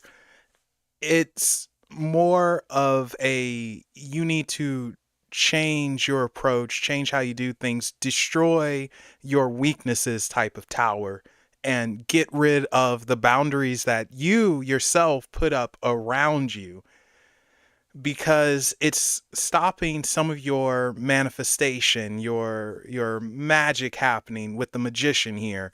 So you've been doing some spell work or something, or praying, hoping, I don't know. You've been doing something. But this tower is a bit of a block, and it's blocks you put on yourself. It could be from fear, anxiety, maybe just not being terribly sure. It's that type of thing, which is okay. We all do it. I know I do. I'm a nervous wreck, so I get it. But it's also messing up your blessing slightly, especially with the magician next to it. The magician's working hard here. He's doing a Kamehameha wave, and this tower's getting in the way of it. So you have to learn how to lower your guard. I know that's scary, but you're going to have to learn how to lower your guard, not overthink, and trust not only in the process, but trusting yourself a little bit more. This tower has to go. And even then, it's not even like the tower that really falls, like the lightning that's hitting it is only taking a piece of it off. So this is a very stubborn tower, meaning that you are very much in your ways to a degree. You made it you made certain things a routine or a habit, and you got to break it. And I think this might have to do with love more so than anything. You might see the cute guy I don't know where people stand actually in workplaces. I was gonna say at the water cooler, but do they still have water coolers? Am I showing my age here? Um, but you might see them and you might just turn the other way and like, nope, can't go over there, which it's all right. I've done that, not with the guy, but with the really hot chick. She was one way, I was walking that way, and I turned and went a whole different direction. You just get shy and it's like, I can't do it. And I don't know why, but it's just one of those things. So you're gonna have to change that. You're gonna have to find a way to conquer these fears and just destroy this freaking tower. Whether it's wearing a pendant that gives you some inner strength, or, spraying some perfume before you get your mojo going. Like, I know you're into anime, if you have to, go in the bathroom and transform into Sailor Moon or something, fighting evil by moonlight. Do something that gets you into this warrior mode where it's like, yeah, I got it now. That's what I want you to do too. When you see a cute guy or something, just go, but to yourself, not out loud. That would scare anyone off. So that's what I feel is happening with that tower and magician. Like, the magician is working. It's like, yes, your stuff is out there. You are manifesting. It's circling around you, but it's not exactly getting to you because of that freaking tower, but you can have it. It leaks in a little at a time. You got to conquer your fears and definitely punch through that tower. And it's weird because it's almost like it's your protection, but it's overly doing it. Then we have our Four of Cups here. So the Four of Cups in this deck is very unique because traditionally, when we see the Four of Cups, it's paying attention to something that's way out in the distance. It's usually three cups that we can't have, when there's this one cup and it's like, hey, take it, take it, take it, please, it's right here. And in this case, it's seeing this cup that's way up there, but you have three already next to you that you can have. You are not paying attention to things that are right in front of you that you can have, or you're not acting upon it. You become fixated on one particular thing, perhaps, and that needs to change. You might just get stuck doing one thing at a time, chasing one thing at a time, and it's like, let's not. You have multiple paths in front of you. You have multiple guys who are possibly interested in you or would be interested in you if you speak to them. Work opportunities as well. These are your opportunities, but you can get tunnel vision, which we don't want. We don't want tunnel vision. I suffer from it. We don't want that. We want to see these things that are in front of you that you're able to grab and connect and choose and all of that. So try to try to go out of your way, out of your comfort zone, and do things that are different for you. Change up your routine. Instead of going left, go right one day just to see what happens if you have free time and you're exploring or something like that. Just, or I don't know, if you normally wear yellow, well, let's swap it up and let's put on some red. Just change it up, I feel like, and don't have that tunnel vision. Okay, now our final two cards for this, the Lovers and the King of Coins or Pentacles, whatever we want to call them. Okay, so this is an interesting Lovers. It's actually one of my favorite Lovers because it's just very sensual and very passionate, but more sensual than anything. And our King of Coins here, he's a handsome little bugger, isn't he? Kind of reminds me of Aragon from Lord of the Rings. Just a little bit. Not fully, but it's something there. So, let's be honest. This is what you want. You want love and you want this hunk of a man. And being that these are coins, it's going to take a while. And with lovers, it is a certain energy that it puts out. Oh, really? Oh, how funny. Well, that's what a coincidence. With lovers, it is a certain energy that goes out. It is a young, spring, excited energy, but at the same time, it's keeping it in check and being able to harness that energy to propel you forward to get to whoever this is. And we're not at that stage just yet. I mean, you might be noticed, which is something I think is interesting. You might be noticed by your crush, but it's no acting on it, which is what you truly desire. It's like, act on it, please. The lovers, I feel like it's trying to say that you might still be in the mindset of, oh, this is going to sound bad because I don't I don't want it to sound bad, but it's just going to sound bad, but you might be in the mindset of a little girl crush where, you might go hee and blush and shy away and all of that, which is fine. Nothing wrong with it, but it's getting over that and realizing, like, what can he do to hurt me? What am I afraid of here? This is my opportunity. Let him notice you. He's not noticing you the way you want to be noticed. And this lovers is a mature lovers, and like I said, very sensual. It's not a young horn dog hump anything lovers.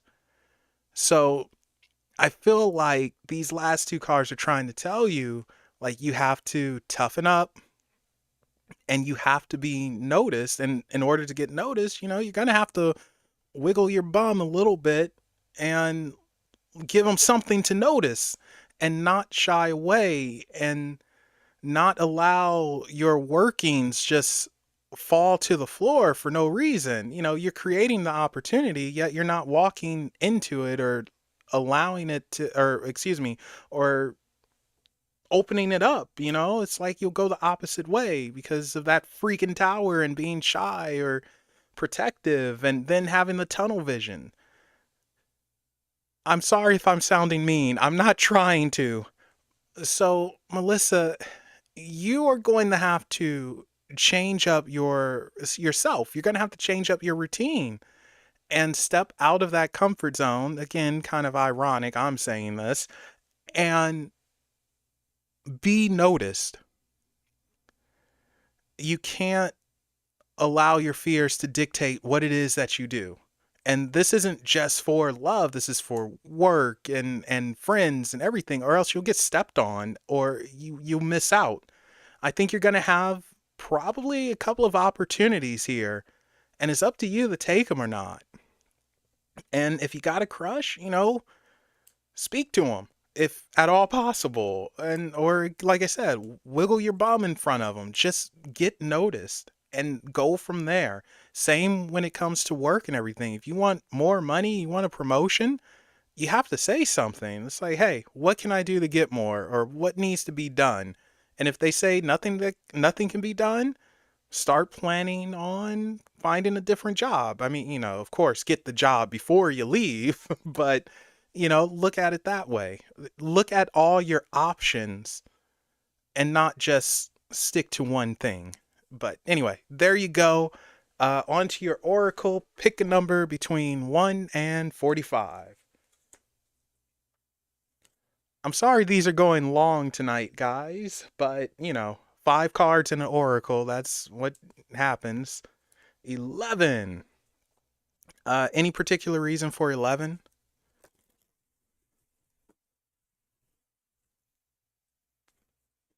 Okay. What is the oracle for Melissa? What is the oracle for Melissa? Whoopsie. Let's fix that. What is the oracle for Melissa?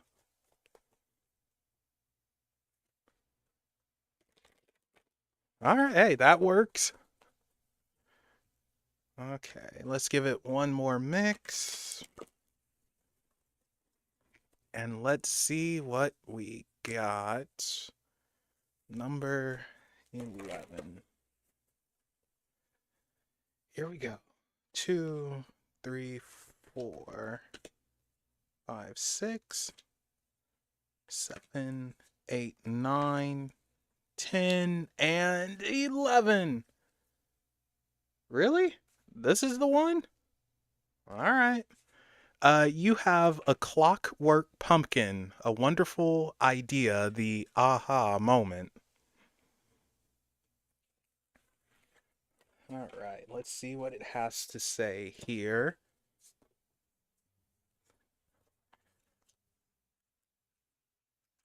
Where are you? Where the heck are you?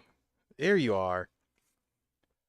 This darling little fairy just loves to collect memories and to treasure them, wearing them as garlands, their sweet, faded fragrance reminding her of happy times.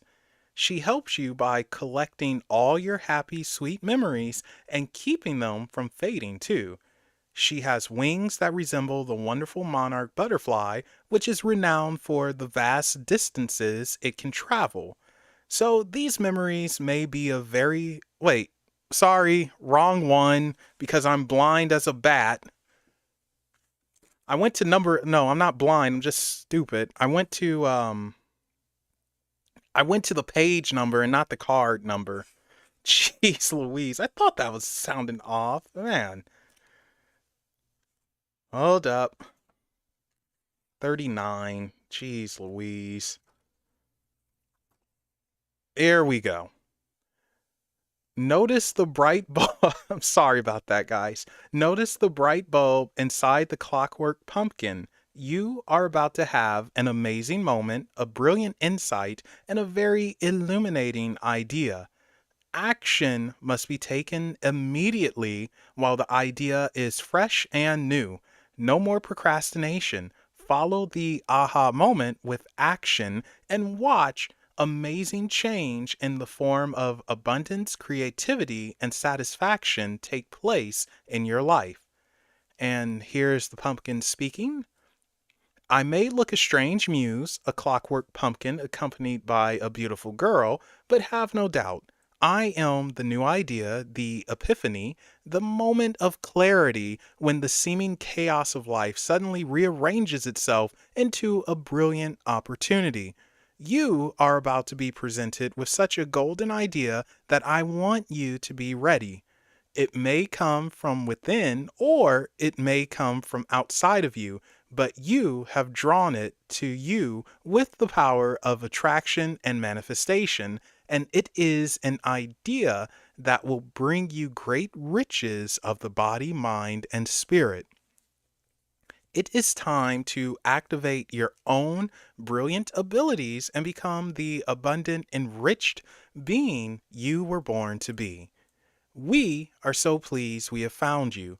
We, have waited for exactly the right being to take on this idea and bring it to life within the world. It has evolved out of time, out of space, and is perfect for you. It may be a song, a project, a new job, a relationship. Its form is fluid, but its time is now. And you are the person chosen to bring it through. Cosmic duty it may be, but joy and love it will bring, as well as abundance and true happiness. And here is the message. One of those aha moments is about to happen when you are paid a visit by a pure spirit of inspiration who is delivering an incredible gift. You will be given an idea and vision and epiphany. Its source is the divine realm of heavenly ideas, and its time is now, and you are the being chosen to bring it to life. It will work beautifully as long as you put the steps in place one after the other, almost like clockwork. Despite the mechanical imagery, this is no mechanical idea, although it will no doubt be very inventive and it could concern a brilliant solution to a mechanical problem. It is sparkling, pure genius. Never forget that Thomas Edison dreamed the light bulb, so please don't doubt your intuitive self when it becomes the delivery system for this wonderful innovation that you are in charge of. Whew. Okay, so Melissa, essentially, be on the lookout. Universe is going to send you a message. That's the best I got for you. So be open to that. Do not ignore it. Take it to heart and see what you can do with it. But there you go. Alrighty. So it took us a minute to get here, but oh gosh, I'm still struggling saying your name. Um, you're welcome, Melissa. Alicia, you are up. Hopefully, you're still awake. Let's do this. Come on. I hope. Please be here. Please. Alicia? Yes, you are. Okay, that makes me happy. Alrighty. Now, I think you said that you wanted something specific, like you wanted a message of some sort. And thank you for hanging out with us, especially you being new. I appreciate that. So hopefully you're enjoying. And if not, well, like I said, you can kick me in the face later. Oh, hey, Bonnie. Welcome. Hi. How are you? I am doing a-okay. Well, today anyway. So just pulling cars for folks and hanging out, having, I think, a good time. I don't know. It's up to them to tell me.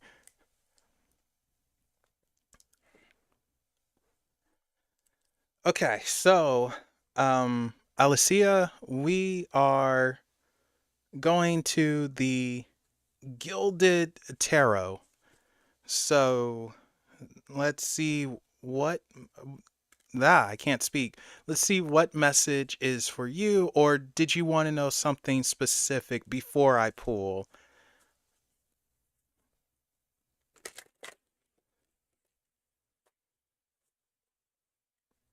Let's see here. Josue, you're gonna be up next. So yeah, good thing you are here. So you're next, Josue.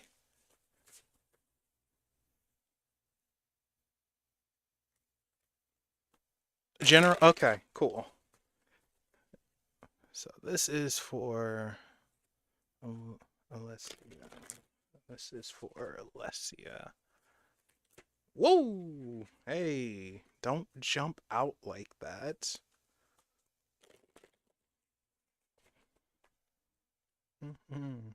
Okay, can you hear me? Oh my.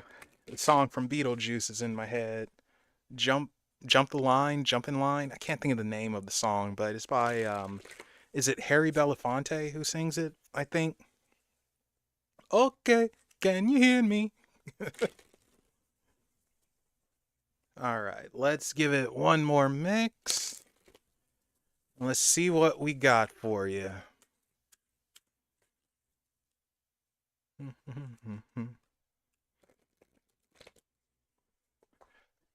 Okay, here we go.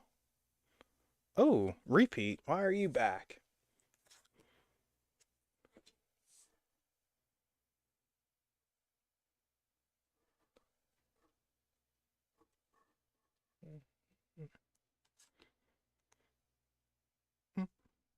Oh.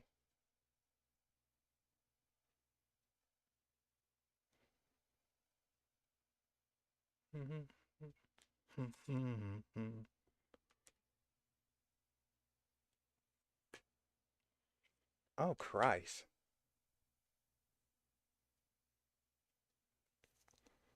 Hmm. Okay. Oh my God, I keep saying your name wrong. I am so sorry. It's gonna take me a minute to get it right. I'm a butcher of names, but Al- Alicia, we have some interesting stuff brewing here. So, King of Pentacles, five, I think. Yeah, five of Cups, the Eight of Cups, the Queen of Pentacles, and the Ten of Swords.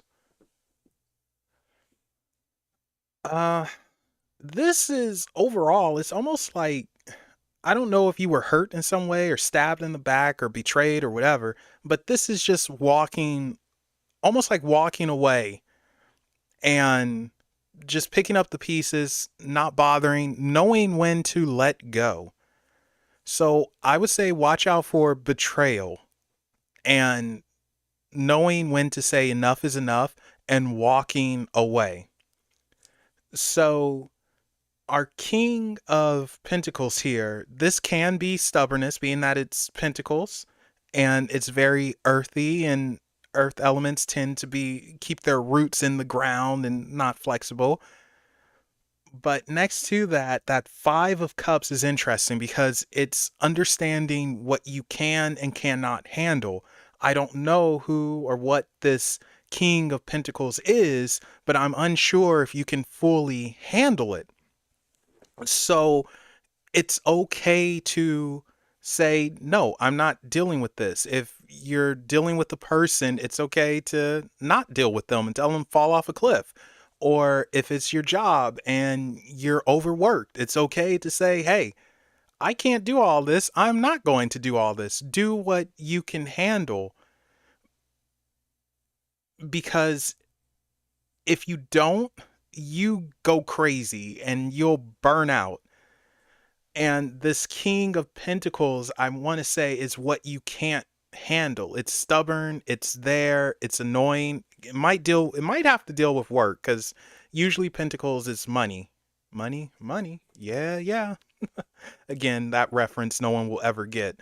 So, it's okay to say, "No, I can only handle this and this." You have to deal with the other stuff on your own. I can't do this because it's going to slow you down and you're not going to be happy. And that takes us to this Eight of Cups. And this Eight of Cups is walking away. It's sacrificing, is saying, nope, I'm done. Leave me alone. So I don't know if you want to walk away from a person, a job, or what. It could even be family, but it is dealing with being overwhelmed and saying goodbye. And because it's better out there for you, you have better, and it's okay to just walk away. I know it's hard, it's annoying, but you can do it. And that takes us to this Queen of Pentacles.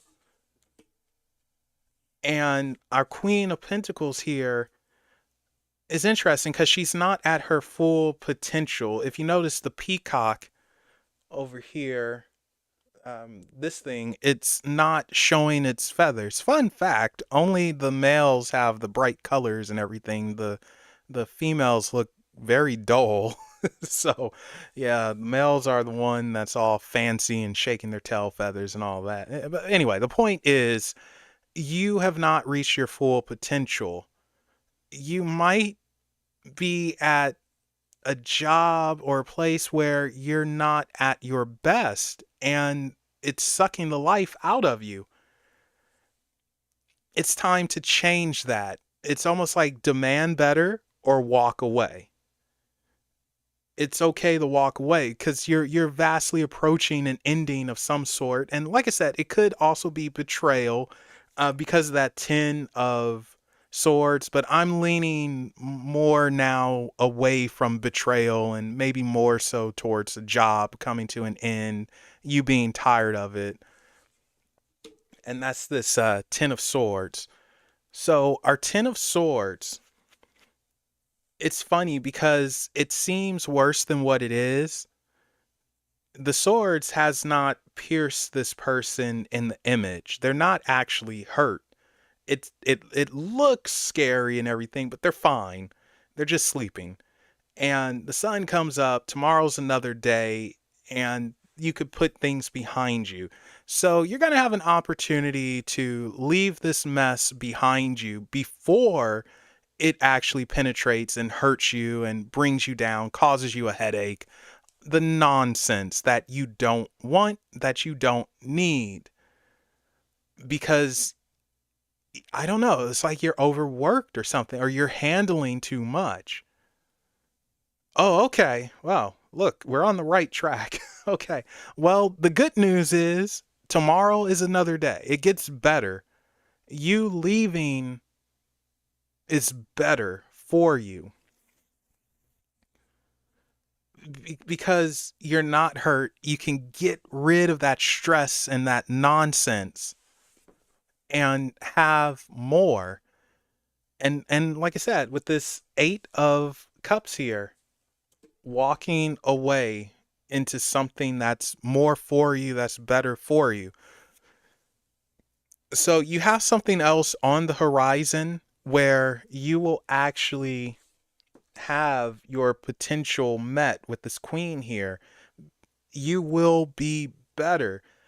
You weren't better wherever you were. It was just too much. And like you said, it was betrayal and it just felt like you couldn't handle it. So that's behind you now. You have better coming. You're walking in the right direction. You're not peacocking just yet. You're getting close to it, but not yet. And embrace the change, embrace what's happening for you in a positive way. So don't look back, don't look behind you. That stuff's in the past. You can just toss it off a cliff, pee on it if you want. I don't know how you would do that, but if you can manage, do that and just walk away from it, which you've already have. Okay, so let's go to your oracle. Pick a number between 1 and 45.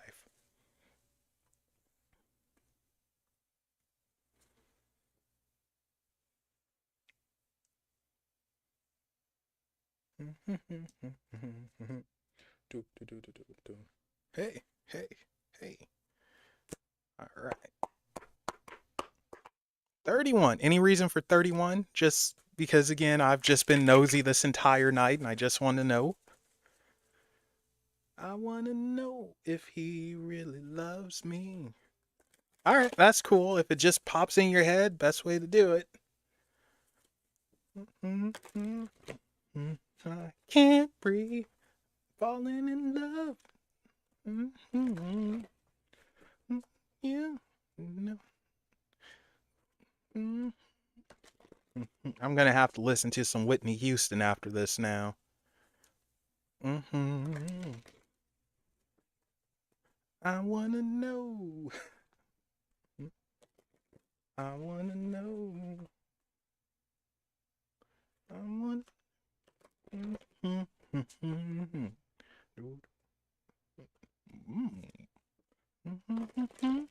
All right, let's see what we got for you. 31. Okay, 1, 2, 3, 4, 5, 6, 7, 8, 9, 10, 11, 12, 13, 14, 15, 16, 17, 18, 19, 20, 21. Oops. 22, 23, 24, 25, 6, 27, 28, 29, 30, and 31. Oh, wow, this is funny. Okay, so you have Poe, time for change, to learn something new, to use technology and gadgets with wisdom.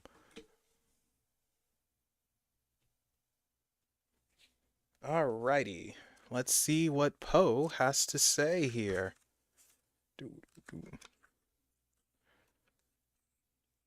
Oh, Poe, you are very long. Alrighty.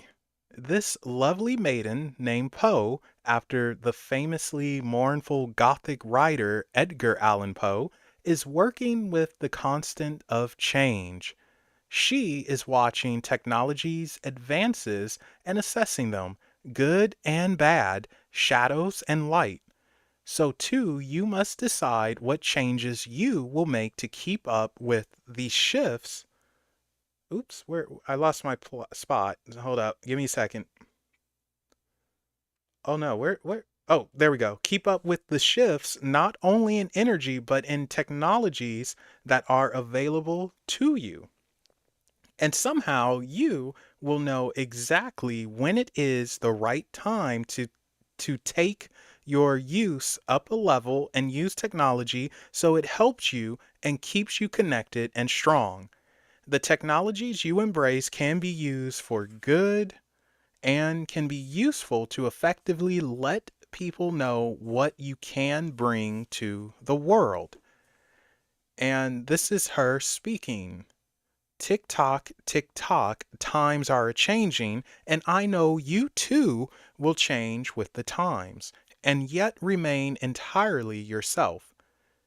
You will be at once of the ancient past and of the new world that is coming swift as the train that steamed toward me, making me gasp in wonder. Plan carefully, knowing that when you choose to make use of the new technologies, it will be fearlessly, gracefully, and with integrity. All that changes can be put to wholesome good and sacred use. The destructive capabilities of industrialization and pollution and mechanicism, close enough, is one you understand too well. But you also know that some of the changes to choose from can be used for good, not evil. It is time for you to discerningly embrace the technologies that will allow you to realize your dreams. And here is the message.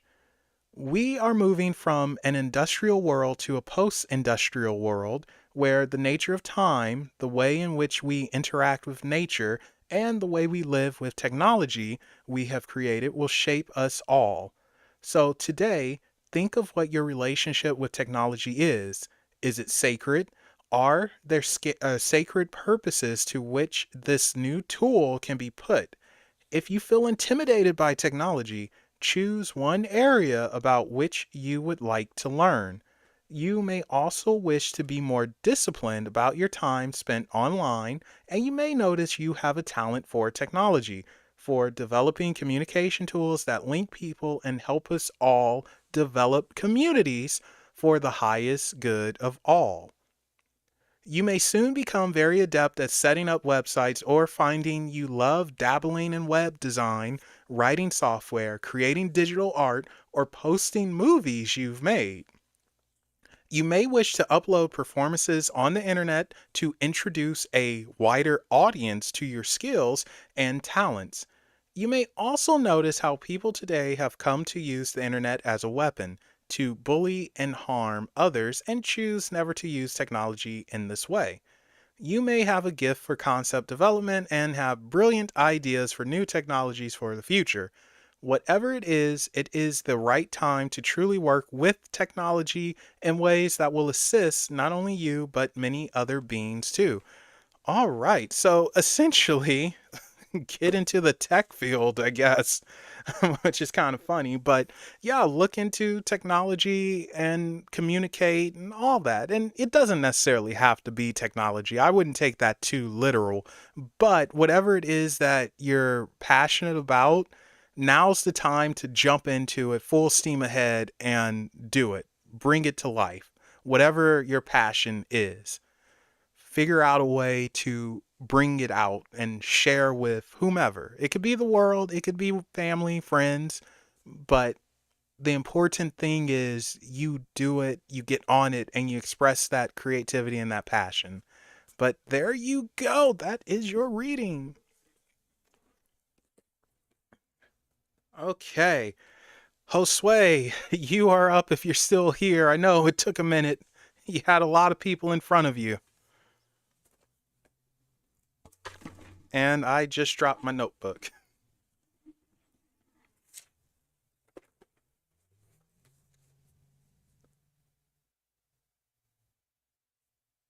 Oh, you're welcome. And thank you for dropping by and being new. Hope you hit the sub button and tell your friends.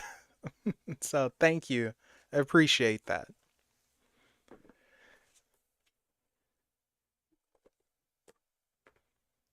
Josue, are you here?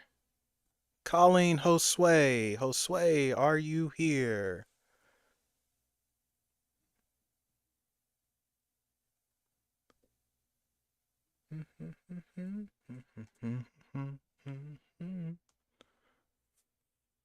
Ah,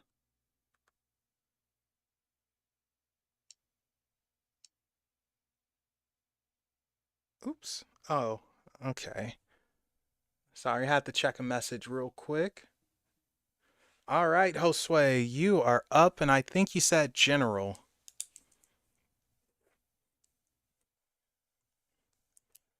I think. Yeah, okay. All right. Let's swap to. Oh gosh, what are we using here? I can't remember. What did we just finish using?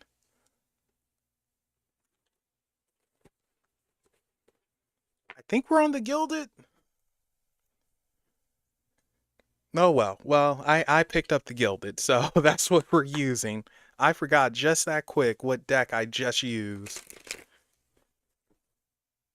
No, I'm pretty sure we just. Oh my gosh. You see, this is what happens when you get old. You get crazy.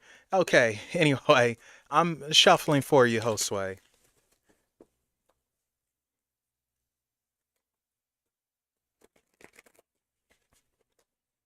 Let's see what we have for you. This is for Josue. Ah, go away.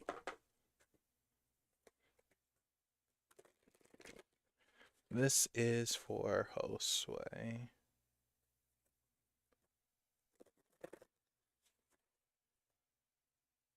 Oh, you have a good one as well, Melissa. Thank you for dropping by. Appreciate it.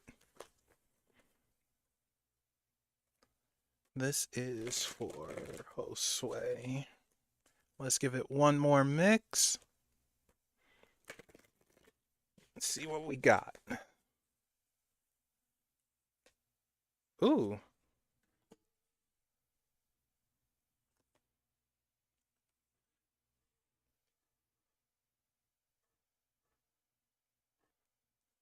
Oh, I'll fix that in 1 second.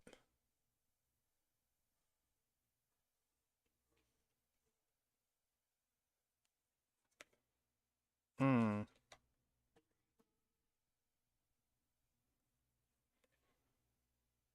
Hmm. Okay.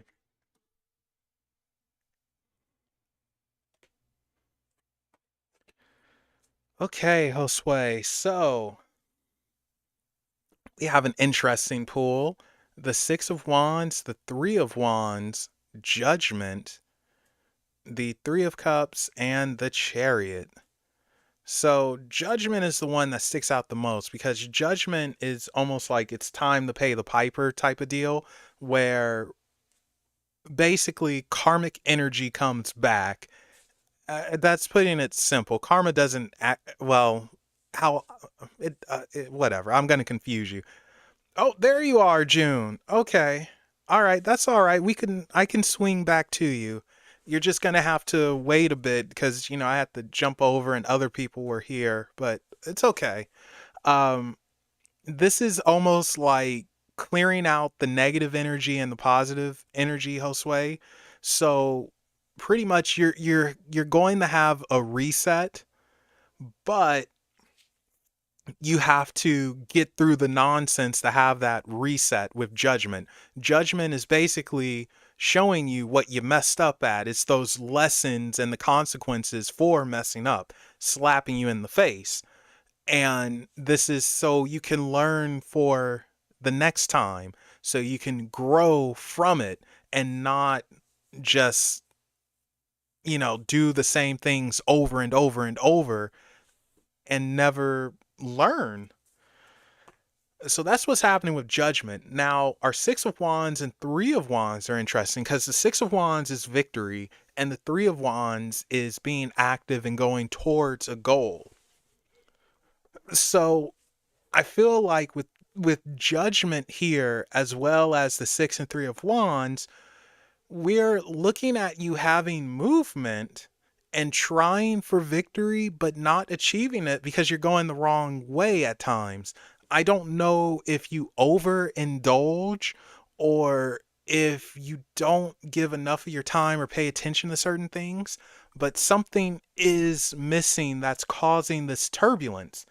And you might be too passionate. You might march too forward and get too caught up in things. Sorry, I'm stretching here, guys. So you have to step back a little. You have to slow it down some so you can see the full picture, so you can actually see the lesson that you're supposed to learn because you should be in a better spot with the Six of Wands and Three of Wands. The Three of Wands, even though it is movement, it's also having a planned direction, which I'm not sure you've had.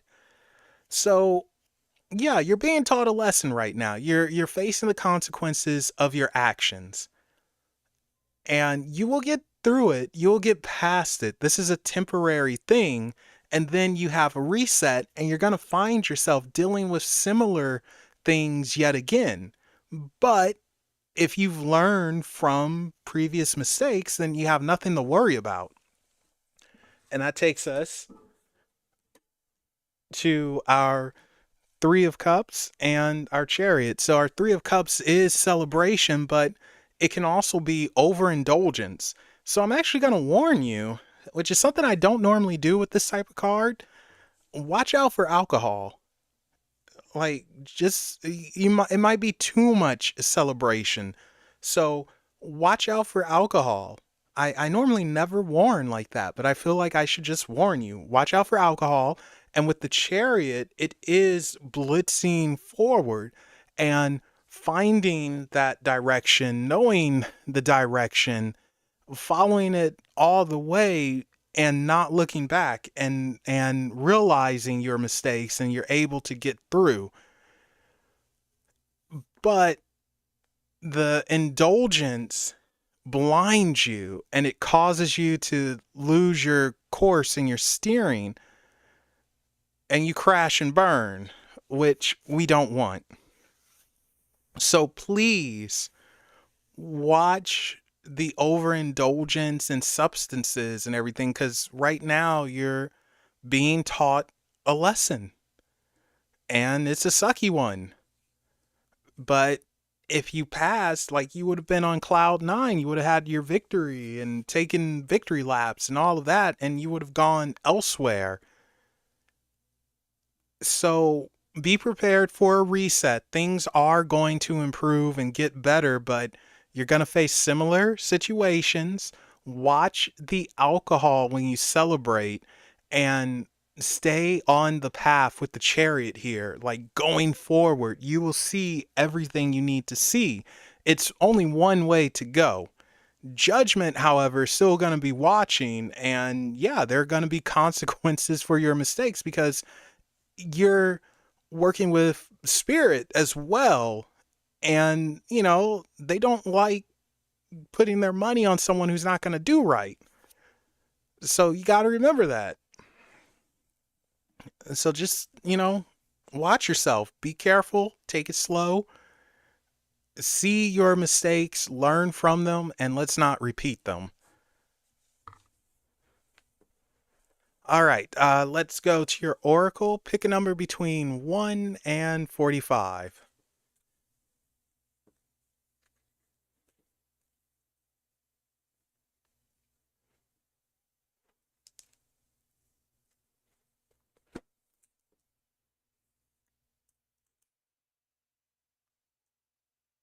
Oh gosh, it's dead air. What am I doing? I was crossing out a name. That's what I was doing. Yeah, yeah. So just number between 1 and 45.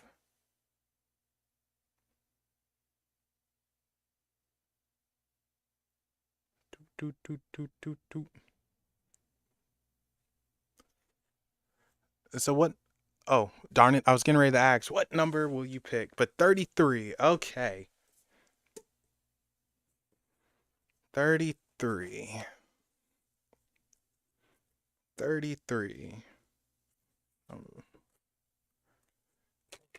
what message do you have for Josue? Whatever number 33 will be. What will be, will be. Where's that from? Oh, I'm thinking of Ghostbusters. Ghostbusters 2 with Vigo.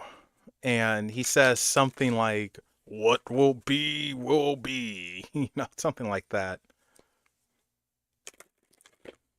Ghostbusters 2, I know it's not as good as part 1, but it's still pretty fun. I like Ghostbusters 2.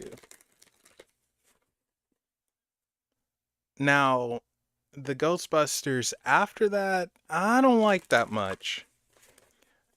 You know, Afterlife, I think it's called. I didn't like it. I couldn't get jiggy with it. And Frozen Empire, I refuse to see that. It's just, I don't know. It just doesn't feel like Ghostbusters. They feel like modern big budget movies, and I just they even had the little slow motion stuff, and it's like, what is this? And it felt aimed for kids. Yeah. So that's just me, though. I know tons of people liked Afterlife. I didn't. And then, well, we don't talk about 2016.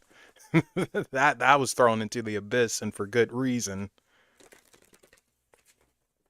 All right, let's see what we got here. 1, 2, 3, 4, 5, 6, 7, 8, 9, 10, 11, 12, 13, 14, 15, 16, 17, 18, 19, 20, 21, 22, 23, 24, 25, 26, 27, 28, 29, 30, 31, 32, 33.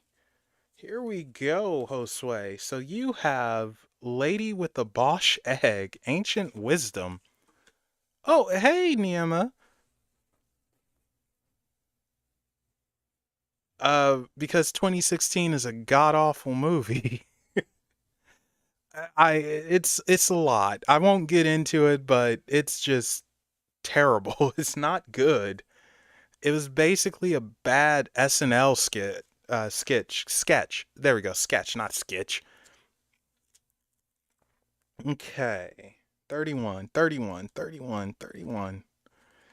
Where are you? All right, here we go. Lady with the Bosch egg. The lady with the Bosch egg is the one in this lifetime who has been chosen to keep safe and sometimes keep secret deep esoteric knowledge.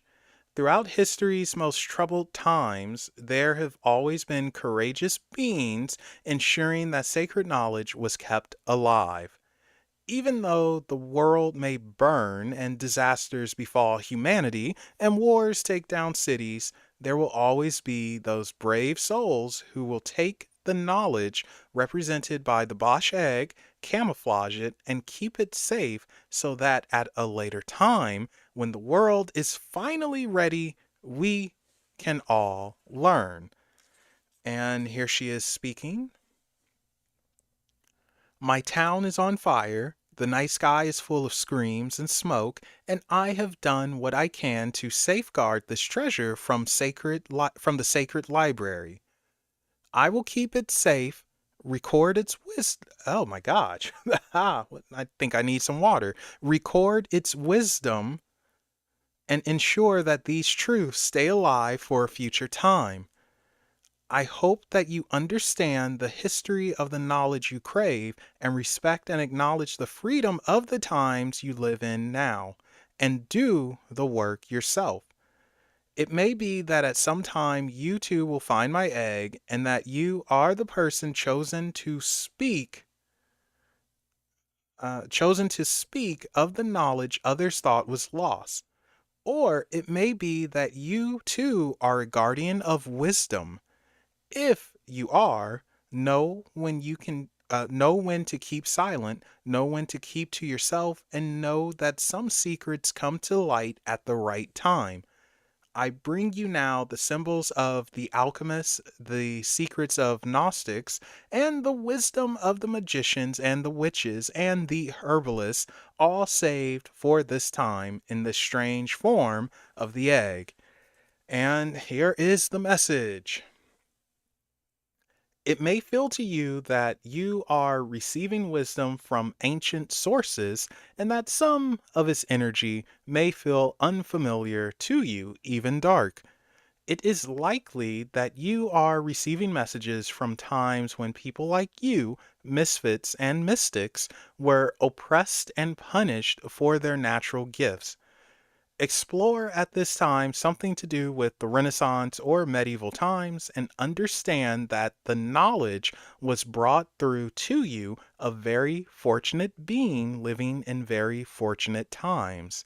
Keep it safe, learn all that you can. Explore esoteric symbology, the history of magic, and spirituality.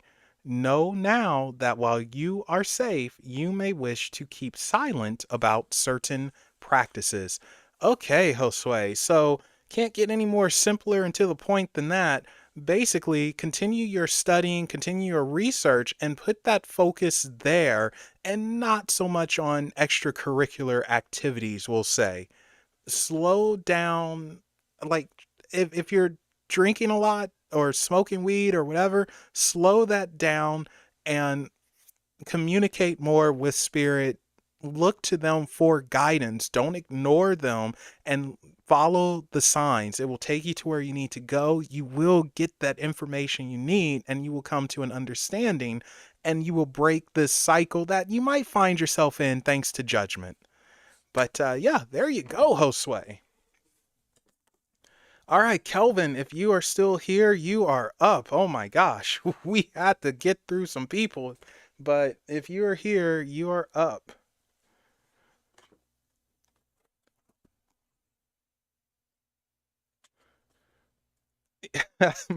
Yeah, well, from what I understand, weed relaxes you a little bit too much, or it can. Like they say don't do certain substances when you're dealing with spiritual practices and witchcraft and all of that, so.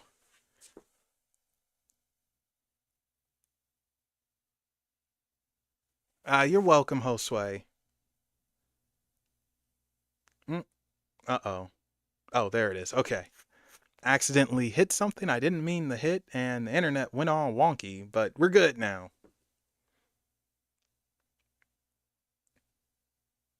Or maybe we're not good. Wait a second. Hey, go back there.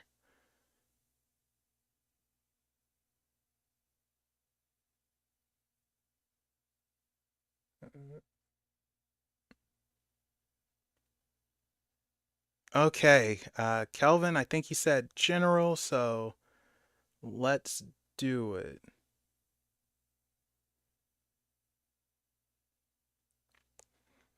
Oh, well, you need to cut back on that, man. It's gonna kick you in the butt harder next time.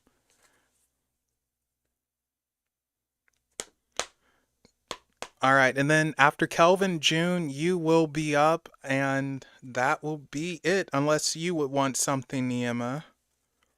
So, We're going back to the gilded, and let's see what comes. There we go. Knock that off. Get out of here. And let's see what we have for you, Kelvin.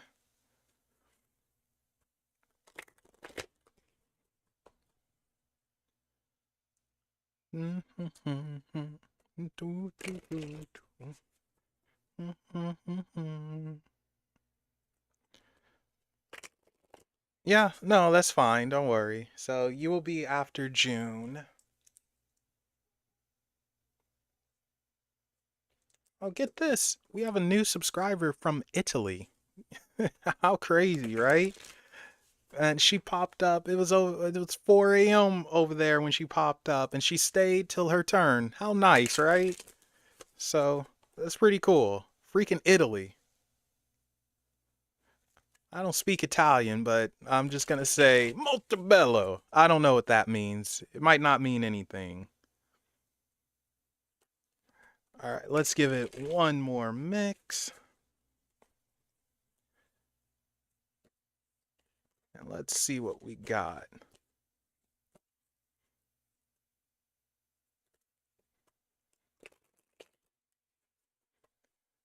Okay. Oop. Really? This guy just keeps coming up.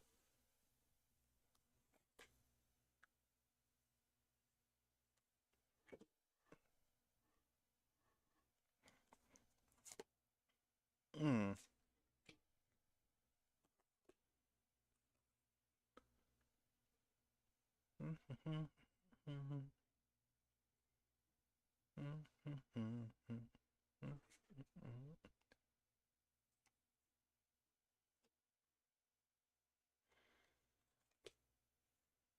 Okay. Ooh. Oh wow, that would have been terrible. Okay. Oops. Sorry. I didn't mean to do that right into the mic. Sorry. All right. So Kelvin, we have the King of Pentacles who just won't go away tonight. The Lovers, the Moon, the Six of Wands, and the Hierophant. So, with the King of Pentacles, this is. No, I'm not going to say it's him being stubborn. It's not actually being stubborn. This is him being patient. So, it feels like it's time for you to exercise patience and allow things to happen and take part. You don't need to do anything extra, as they say. Be patient and allow this energy to come into play and fester around you. And I think that energy is the Lovers. Now, the Lovers doesn't always mean love and relationships. If we look at the energy around it, it's a spring energy, it's rejuvenation, it's feeling good, and it's like, yeah.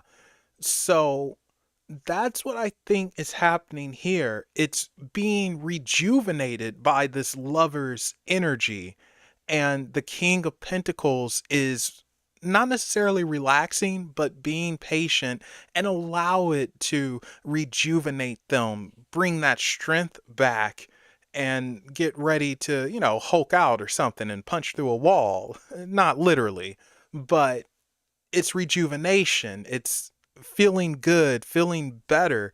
So, step by step, you yourself are going to see improvement in everyday life. Actually, this is more physical than life, I feel like, with the King of Pentacles here. So, you're going to see physical improvement, which each day.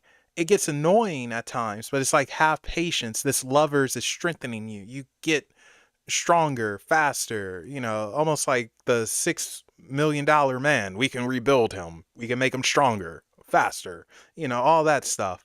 Or, yeah, it's Steve Austin, right? The $6 million man. Yeah, and then of course there's the Bionic Woman. Anyway, the moon is interesting because the moon is usually reflection, but in this case, I'm not entirely sure it's reflecting or reflection. I feel like the moon is now facing the fears, facing the shadows, and accepting that certain obstacles are in the way that you have to overcome. It lights them up. So I think you are going to have to deal with factors that appear to be invisible at first, but they're really not. And the moon shines on them and you see them firsthand. So you can get through that. You'll know how to deal with it. The moon lights that sucker up and it's facing it head on, not running from what's in the shadows, what you're afraid of, facing your fears head on. And it's like, let's do it. Let's go. I'm not going to allow this to defeat me. It's having that mindset with the moon here. Yeah, so be prepared to maybe hear something that is a little scary at first, but not so scary in the long run. Um, And next, we have these two guys, our Six of Wands and our Hierophant.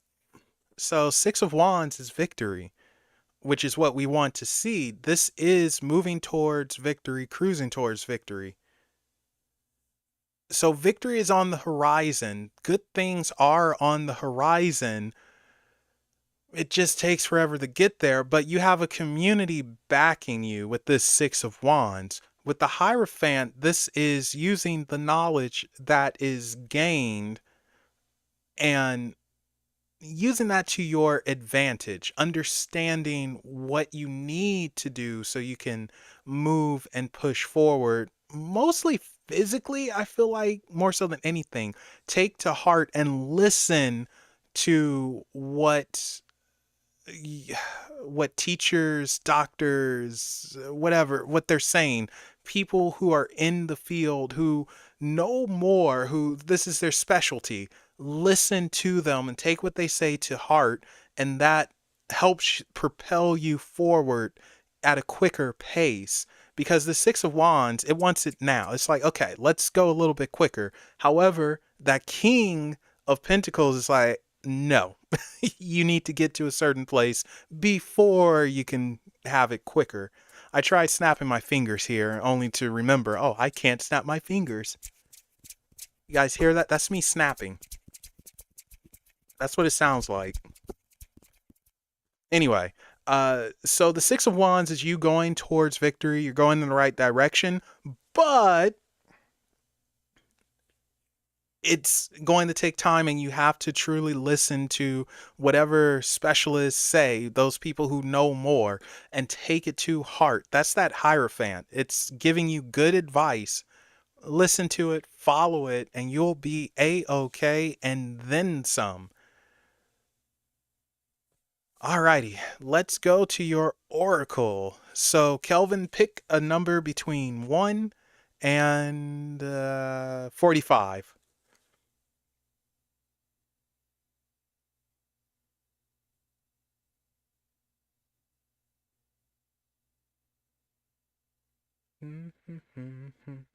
Bum, bum, bum. Oh my gosh, why is that in my head? Like, I hate that. Like, just random songs that I hear from passing just pop up and get in my head. It's like, what the heck, man? Why are you here?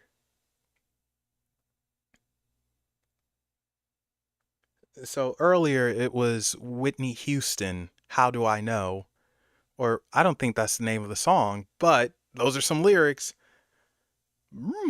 How do I know if he really loves me?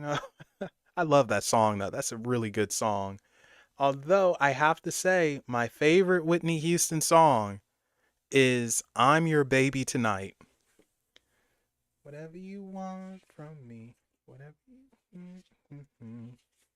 I'm your baby tonight. That is my favorite Whitney Houston song. So I know some people are like, they like the one from The Bodyguard. Oh my gosh.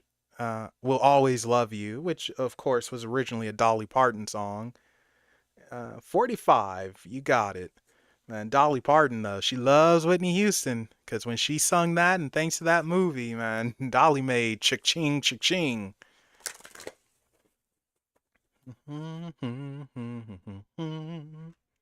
Whatever you want from me, whatever you need. I'm your baby. I'm gonna have to listen to that when I'm done with this. Darn, I really am gonna be jamming to some Whitney Houston.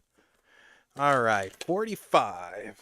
What is the message for Kelvin?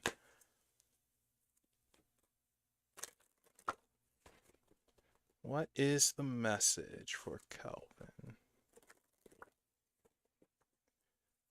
All right, let's give it one more mix and see what we got.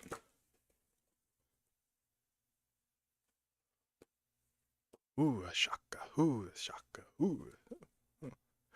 I can't help. Oh my god. Yeah, hooked on a feeling. That darn it, that one just jumped in my head. Cause I'm hooked on a feeling.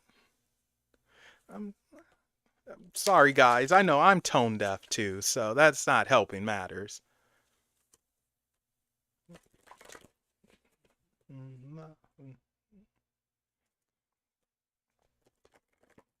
All right, here we go. See what we got for you. Ooh. No. I feel like I shouldn't have done that. Hold up. I did something I shouldn't have done.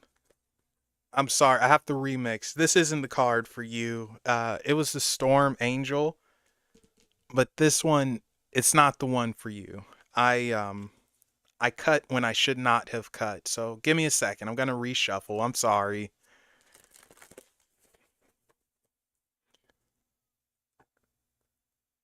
Let's try this again. All right, one more mix.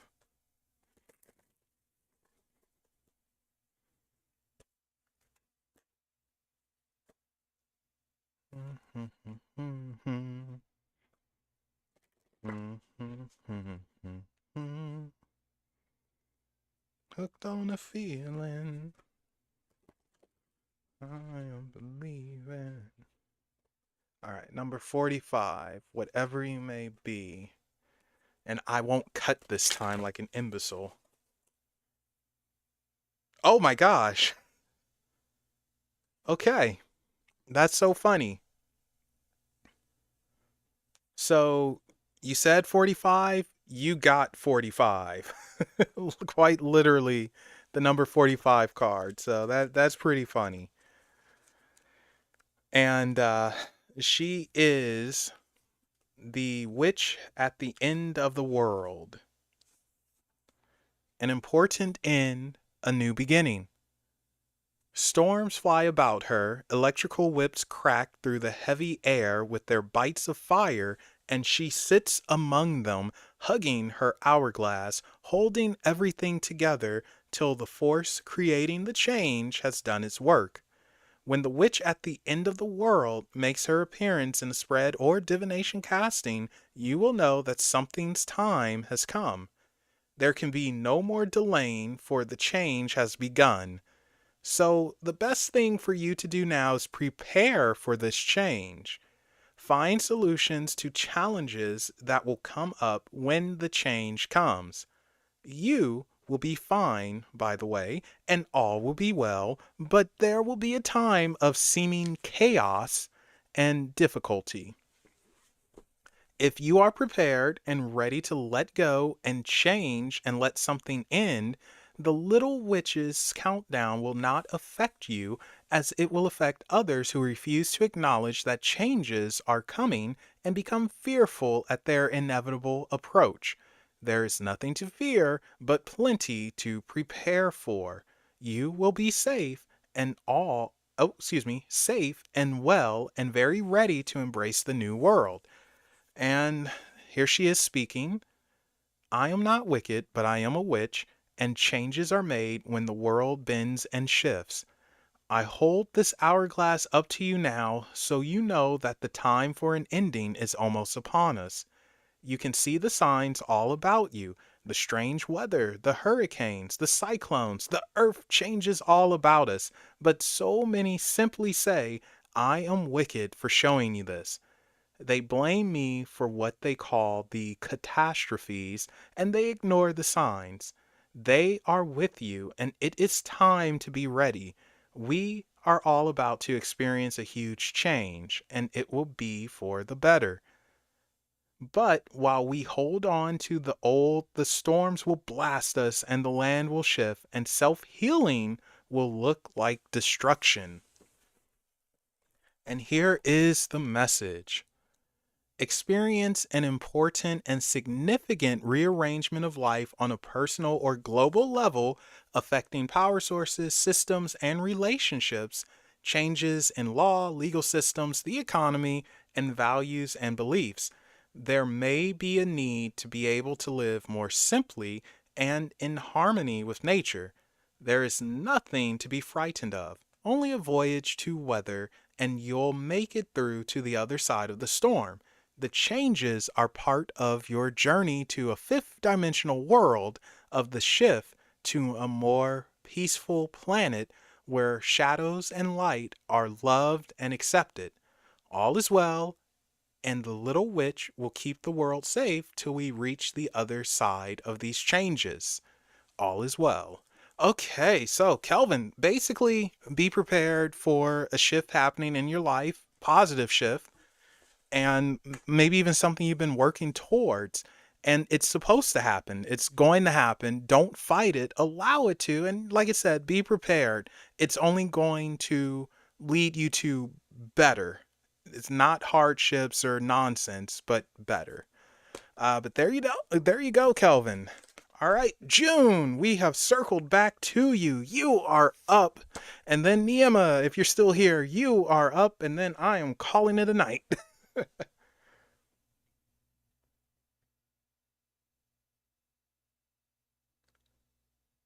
Okay, we can do that. Where did I put my pen? Gosh darn it, I lost it again. Oh, that was not supposed to rhyme. All right. Okay, so we are going back to the, what is this called? The Tarot of Dreams. So, if anyone is interested in these decks, they're both by Ciro Marchetti, the Tarot of Dreams and the Gilded Tarot. The Oracle deck is called the Oracle of Shadows and Light by Lucy Cavendish, if anyone is interested. So, you can find those probably on Amazon somewhere.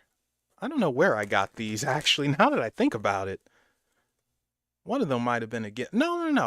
I purchased these. No, the gift was the Llewellyn. Okay, let's give it one more mix. Yep, same to you, Calvin. Whoa, hey, hey, hey, hey.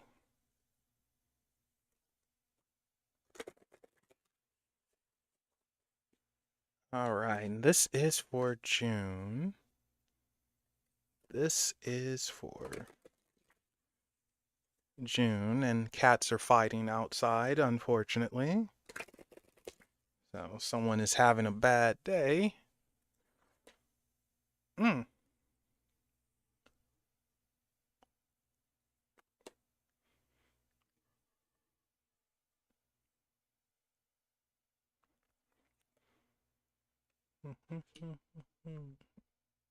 Okay. Oh, nice. Oh, not so nice. Okay. It's interesting. Okay, June. So this is a weird one here. Very weird, actually. We have the Seven of Swords, the Queen of Wands, Queen of Coins or Pentacles, the World, and the Devil. So none of these are cohesive. they they don't really go with each other, and that's what makes it so weird. So Seven of Swords. Actually, before I go into the individual, the overall, it feels like make sure you know who is in charge, who is the lead, and don't necessarily give up your power or bend at the wayside. Make sure you know. Oh, hello, TA. Welcome. Make sure you know what you guys are doing together and who has the final say. I think it's important to figure that out. Otherwise, we're looking at some confusion and maybe not having maybe not having everything go the way you want it to go. So figure out who gets the final say, who's in charge, and figure it out. Go from there. Okay, now let's go to the individuals here. So the Seven of Swords is sometimes, and I don't think this is the case here, sometimes the Seven of Swords is, I'm going to go behind your back and backstab you, or I'm the smartest person in the room. I don't necessarily think that's it. I think it's, in this case, make sure everything is split even. And, oh, shoot, I didn't know you were still here, Nick. Oh, wow. Oh, thank you. I appreciate that, man. Thank you. Um, what was I saying? Oh yeah, so I think with this seven, it's make sure everything is split evenly and not put on just one person's shoulder. It's communication here with the Seven of Swords. Swords being that air element, our mind, it's communication. So make sure the communication is there. Like it has to be there or else someone is going to feel like I'm doing more work than you and it's not fair, this and that. This is definitely, you have to communicate and make sure you're all on the same page. Next, this Queen of Wands and Queen of Coins. So it's almost like two different energies trying to mesh well. I mean, but we have fire and we have earth. We have one who can be a little bit more I don't want to say aggressive because it's not the correct terminology, but it's more fiery and one that can be more passive. So we have to figure out how to have those energies work together properly. And again, this is where the communication is so important. Uh Boy, this is an odd one. Like I don't know how to really get into this. So I feel like you definitely have to say, okay, you're in charge of this section, I'm in charge of this section, and we have to come together to see how far we make it. I don't think it would be good trying to trade off like, okay, I'm doing this and then here you check it and this and that. I think you have to, in a weird way, work as individuals and then compare in like the middle of the week or something because it's just different energies almost. Even with the world and the devil, those are two different energies. I think some pretty cool stuff can come from this, but I also think it can lead to some headaches because, again, going back to the Seven of Swords, I'm wondering about the communication. I'm wondering about the communication and just knowing who is in charge, who gets the final say. And if that's not set upon, if that's not put there, then yeah, we run into issues. We don't want issues, not at all. So, this Queen of Wands and Queen of Coins, it's just two different ways of doing the same freaking thing, maybe, but you have to communicate and you almost have to work as individuals to get progress and not exactly interrupt. until it's time for you to compare notes or whatever. I don't know what you're working on, so I kind of have to throw things out there for this, but I think something can come out of it. I think you can work good if you have the boundaries there and not just jump in. It's like, yeah, let's do it together, or if you're forced to, or whatever. So figure out who the leader is, darn it. All right. So the world and the devil. The world is completion, and it's reaching that ending. The devil is interesting in this because sometimes the devil is temptation and everything, but this devil, it's almost like, hey, you make your own mistakes and you blame it here or there, and that's just not the case. So I think with the world, it's saying that you will complete whatever it is that you're doing, and I think it's going to come out good. But with the devil, it's it's saying like, okay, well, we we're in I can't even say that. I can't say we're in charge because I don't know who's in charge. That's what's kind of throwing me off. Someone needs to talk more, darn it. And to each other, I mean. Um with the devil though,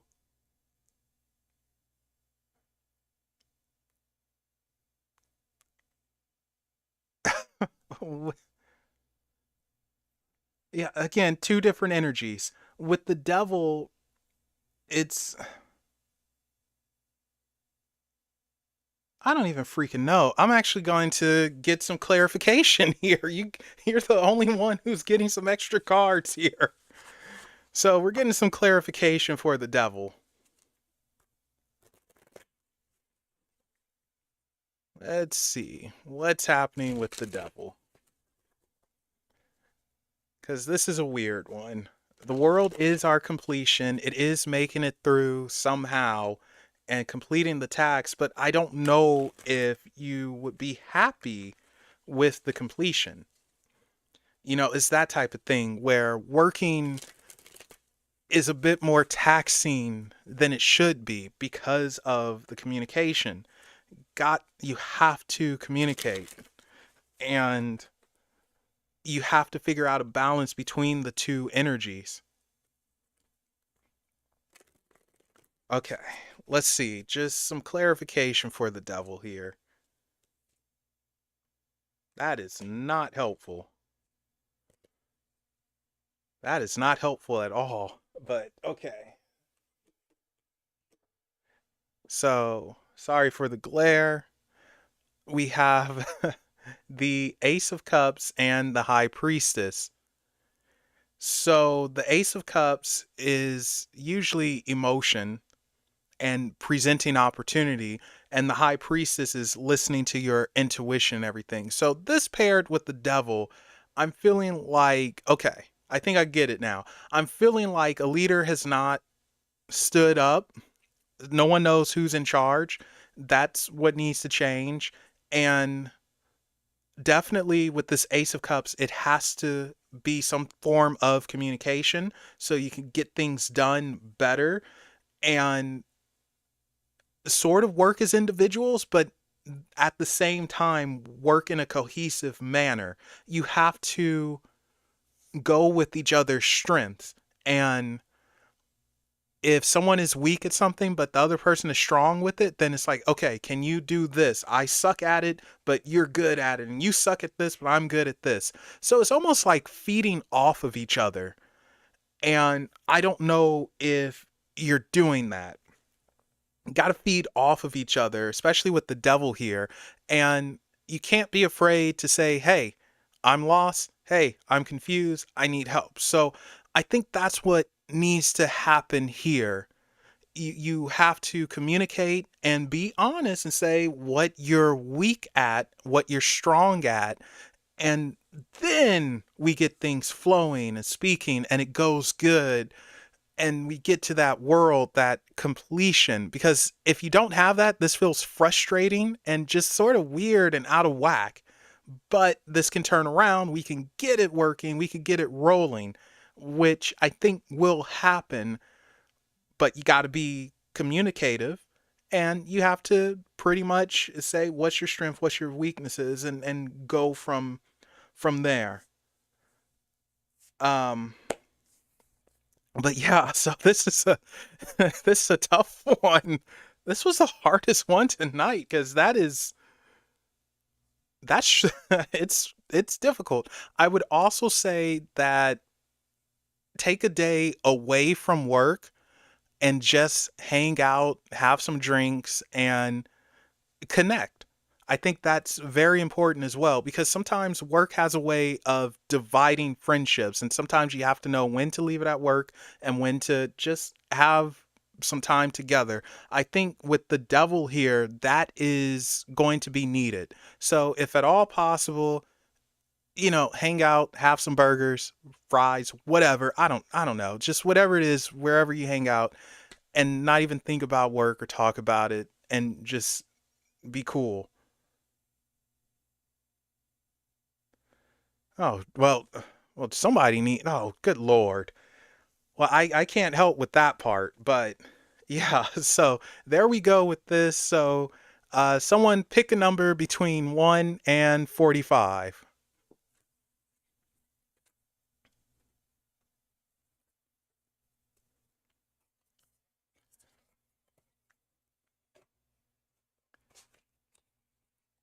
28. Okay, that's a good number.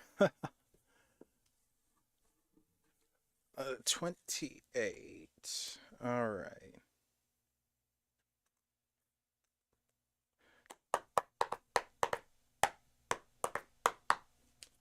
Oh, yeah. Okay. Well, nice. Yeah, 28. That's one of my favorite numbers because, well, I'm 428. So, okay.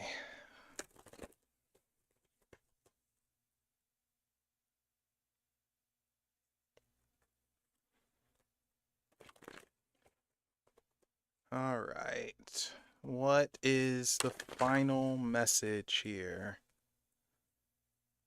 It's the final countdown. Do do do do do do do. Ah! Don't do that. It's the final countdown. Oh no, it's fine. You're not interrupting. You're good.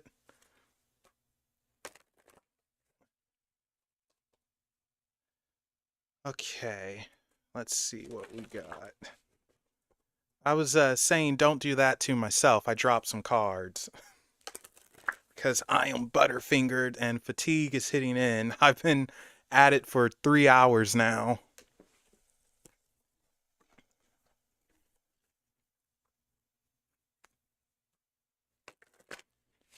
Okay. Let's see what we have.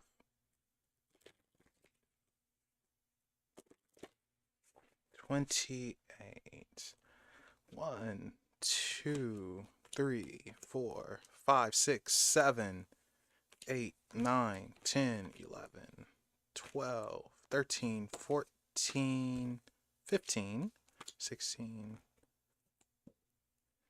17, 18, 19, 20, 21, 22, 23, 24, 25, 26, 27, 28. Ooh. Okay, so Grumpy Red Fairy, be your true self.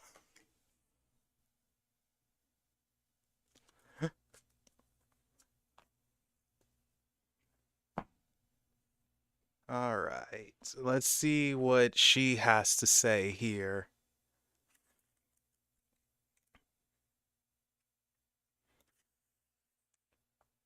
The grumpy red fairy is tired of being judged by people busy sticking noses in her business, declaring she doesn't look happy enough, or saying that she should look and act and dress another way. She's very cross because it's tiring walking down the street or into school or around teachers or parents or friends or classmates who evaluate her. It's true that she's quirky and punky and that she never smiles unless she truly wishes to. She's often silent and can feel very out of sorts, but she's never disruptive or unkind or cruel. She just knows it's time to be real and not to fall into the trap of faking a smile. She'd rather frown till she giggles. And here she is speaking. I want to be me and be free without everyone giving me an opinion. I like being different. I won't be changing unless I want to. I don't need to change to fit in. I only need to be true to me. And the people who think I should be smiling or wearing a pretty dress and that I should stop messing with my hair, they can just deal with it. Some folks do gas at tattoos, piercings, black clothes, but guess what? Some of the world's scariest looking people are the kindest and sweetest on the inside. You, too, are fiery, playful, defiant, and lots of fun. Be you, be rebellious even. Who's to say how you should look or behave? Conformists. That's who. Let's burst their boring bubble and go wild. And here is the message. To some people in this world, sadly but oh so truly, it is all about fitting in, all about playing by the rules. And because they've spent so many restrictions on themselves, they get very disapproving when others like you and the grumpy red fairy feel free enough to be themselves, to express themselves in exciting and dynamic and creative ways. When the grumpy red fairy comes to play, it may be time to really just be your own true self. Whoever that is from day to day. Wear black, experiment with your hair and your own personal style. Play the drums, join a rock band, just don't fake it. Don't smile and be sugary sweet and all nicey nice just because you think that's how you should be. Be real, be authentic, be funny, be you. Try different things, find out who you are, then smiles that do come will be genuine and will warm the hearts of us all. Okay, so basically what I get with her is don't don't step on eggshells, don't try not to rock the boat. If something is off, say it's off. If you want to say something, say something. Don't try to be nicey all the time because it's not going to get you anywhere. You have to be truthful and direct, not indirect and not so truthful. Don't spare someone's feelings because you're going to feel bad. Otherwise, nothing gets done. Be honest, be truthful, be straightforward, and things get done. And I'm sure they will appreciate it more. I mean, they might not like you at that very moment, but after that, they'll appreciate it more. And then you get flowing and going. But yeah, there we go. Okay, Niema, you are up and you are the final person. Where do I put this? Over here. And what deck am I using? I think it's the Gilded now. You're welcome, June. Oop, there we go. Yeah, no problem.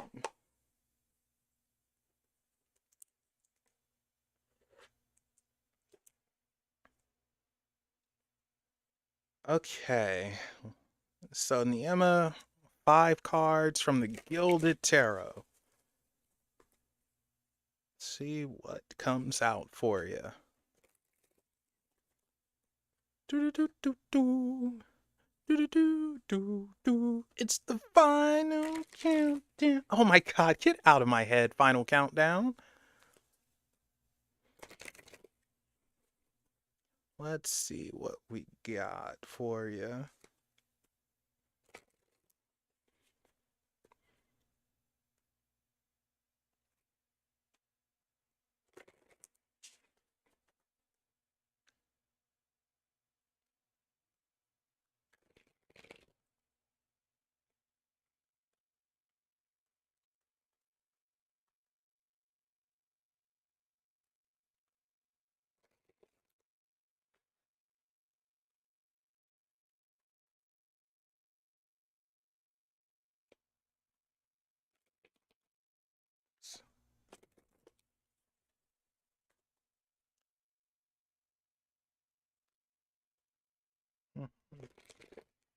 Okay, here we go. Ooh. Okay. Well,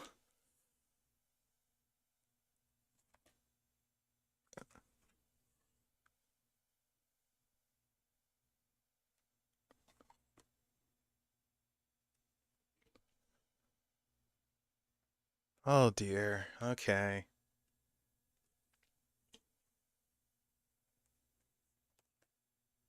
Oh my gosh. Okay, so Niema, something's going on with threes for you. That is so weird. All right.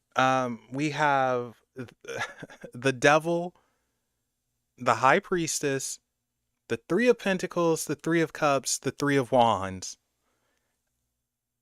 That doesn't happen very often. There's something up with three. Three might be your number. I don't know, but that's weird. Wow. And you're going to say three. Okay. You need to look into the life path number, angel number for three. There's something going on there. There's something definitely going on. That's unusual. That in itself is a message. And you're like, all right. Uh yeah, I don't know what to say. That's unusual. So look into that. Okay. So with the devil here, and this is the temptation devil. This is the sex, drugs, rock and roll devil tempting you and looking like one of those devils or guys from like those weird books that some lady, what is it called, 50 Shades of Grey or something. As it looks like one of them, like something that a mom would read. It's like, ooh. So anyway, that's that devil we have here, but we have the high priestess as well. So these two together, it feels like you are very aware of what it is that you do, and you are very aware what's temptation and what isn't, and you giving into it or not. You have to learn impulse control if at all possible, and to definitely watch out for this temptation. The high priestess is your conscience and everything. Like I said, you're very self aware. You know what's up, but you might ignore yourself, or again, you get impulsive or something. It's you betray yourself in some form or manner with this devil here, with the temptation. I don't know if it's because it's fun or what, but it's just something that you do. So you have to watch out for that and be stronger, and just go with your high priestess, your intuition. Say no to this, because this is that temptation that's always just going to be there. The high priestess is trying to guide you the correct way, and being that the high priestess is our inner voice, our conscience, you need to not, like you said, second guess and go with it. She's guiding you in the correct direction. I mean, although in this case she is going towards the devil for whatever reason. I mean, he is a hunk, so why not? But apart from that, she tries to put you on the right path, and you need to listen to it. It's guiding you correctly. Don't say no. Whatever jumps in your head first is probably the right choice when it comes to you and what actions you need to take. Now, our Three of Pentacles is interesting because sometimes it's two's a party, three's a crowd, someone has to go. In this case, though, it's working. We're looking at a work scenario where I don't know if you need help or you need to work with others or what, but we are looking at maybe overloading yourself. Make sure you don't overload yourself with work. Don't use work as your way to keep out of trouble or whatnot, because that will just tire you out, burn you out, and then you'll get into trouble because you need a distraction from work and you just want to let loose or something. So, our Three of Pentacles here, it is working, but finding that balance with the work. And hobbies and all of that. It's don't overdo it. Don't make it your entire life. Even though we all have to make money, I get that, but don't make this your entire life because it causes you to burn out and it'll cause you to be impulsive and just I've had enough. I need a break. Oof. It's that type of thing, which I'm pretty sure we've all been there. Like, let me tell you, I have just had days where I'm done and order like 5 hot dogs or something. That's what I do when I get stressed out. I eat. So, you know, it's it's almost like that. It's like let's not do that.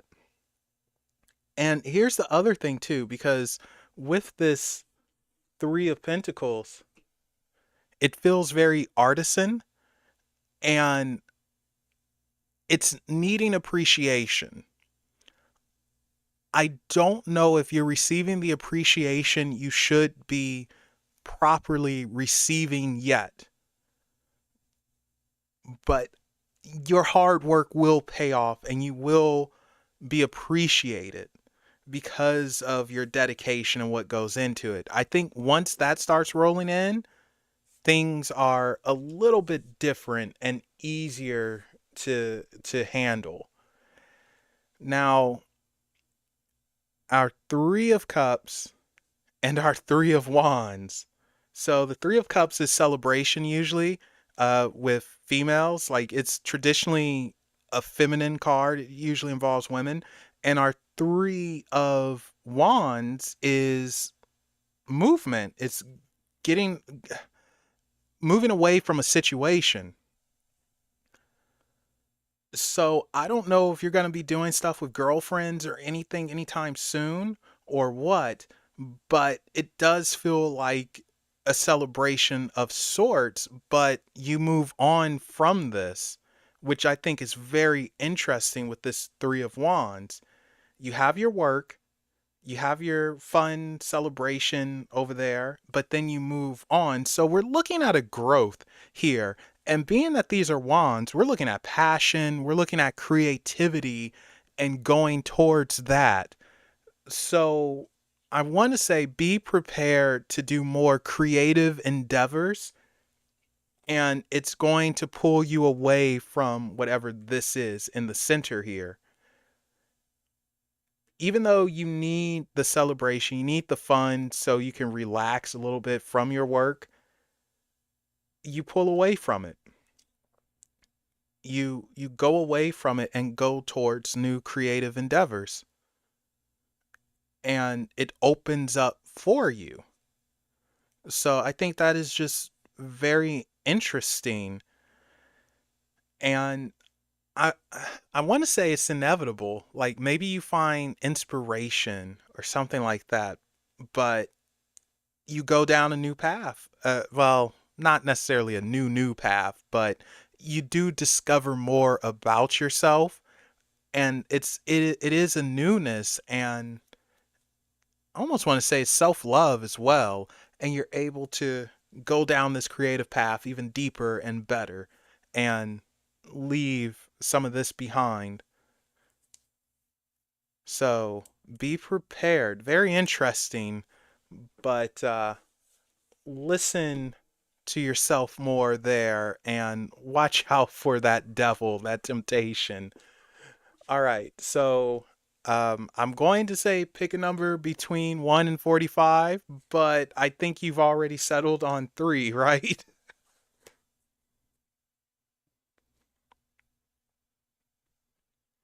Yeah. Okay. Okay. Let's see what we got here. So, final thing for tonight. This is for Niema. What is the last message? What is the final message? What is the final message? What does she need to know? Oop. All right, that's where we stop. 1, 2, 3. Oh, that's funny. All right. So in it, you have number 43, the Pink Lotus Fairy. So let's see what she has to say.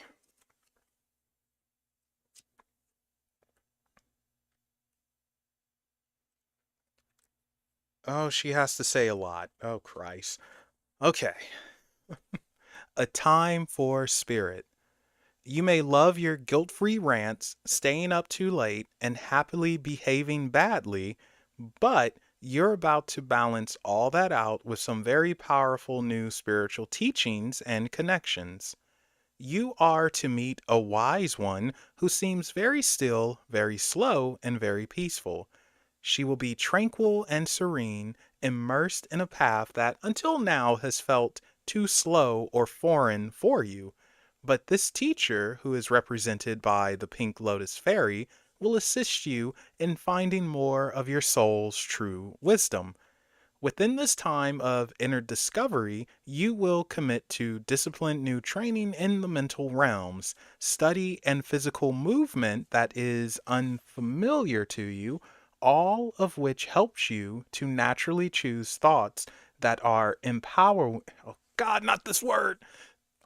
Thoughts that are empowering, mm, empower, empowering, thoughts that empower and oh my gosh. Mm, I can't say this word. Empowering thoughts that will empower you. Okay, that's what we're going with. You have thoughts that will empower you, yet completely authentic and real. You will learn to be still and to listen to the best of your heart without. It's not. I can't say those words. I try so hard. Okay? You will learn to be still and to listen to the beat of your heart without giving in to restlessness or the critical voice inside or the cliches the ego loves to trip you up with. After you have learned more discipline through peaceful practice of meditation or exercise or mantras, you will nurture yourself more willingly without guilt, and you will have returned to a place of tranquility, self love, and peace. You will bring into balance your own shadows and light. Don't worry, you will be happier and more peaceful, but you won't be boring. You could never be. And here she is speaking. On your journey, on your quest, there are times when it is worth finding that very heavenly place within where the soul of love resides. In this blissful state, this nirvana, you'll be nurturing some new, very enriching and exciting information, and guidance will come to you. It would be very helpful for you to take up yoga, Pilates, or a physical exercise that has a spiritual practice attached to it in order to cultivate your inner peace and to receive these messages clearly. Soon, a teacher, guide, or mentor will enter your life. When you meet that person, know he is here to demonstrate ways for you to find your own path and to grow and evolve into the being you are meant to be.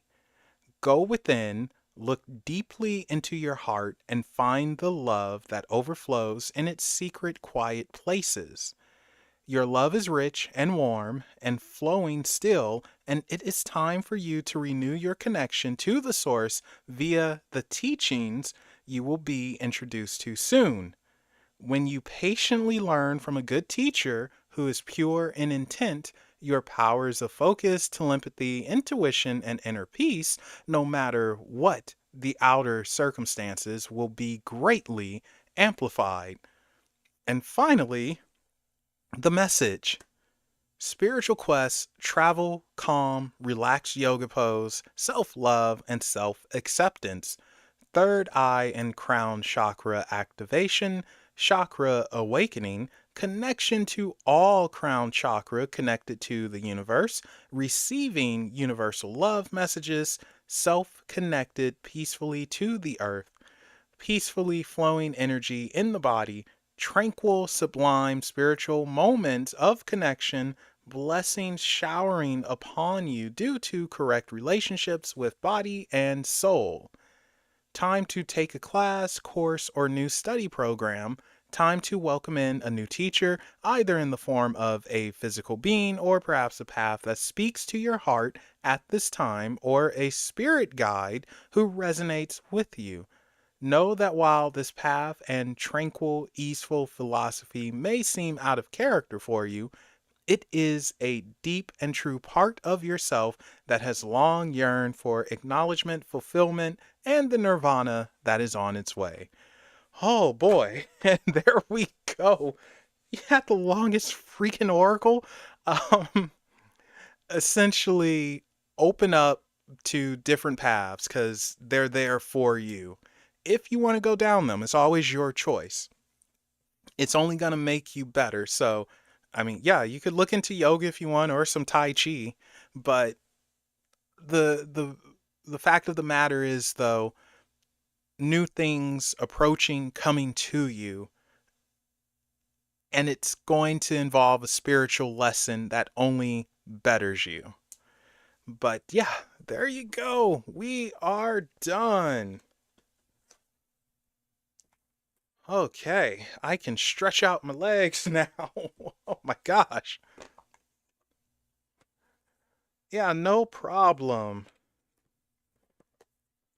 Oh, that feels good. Alrighty, so just putting these things up. I think everyone has left and gone to sleep, which is a-okay. I get it. I am going to be joining them myself soon. But thank you all for joining, and I hope everyone enjoyed. Thank you. Oh my gosh, I still can't say your name correctly. Alessia? Close enough. And this was awesome.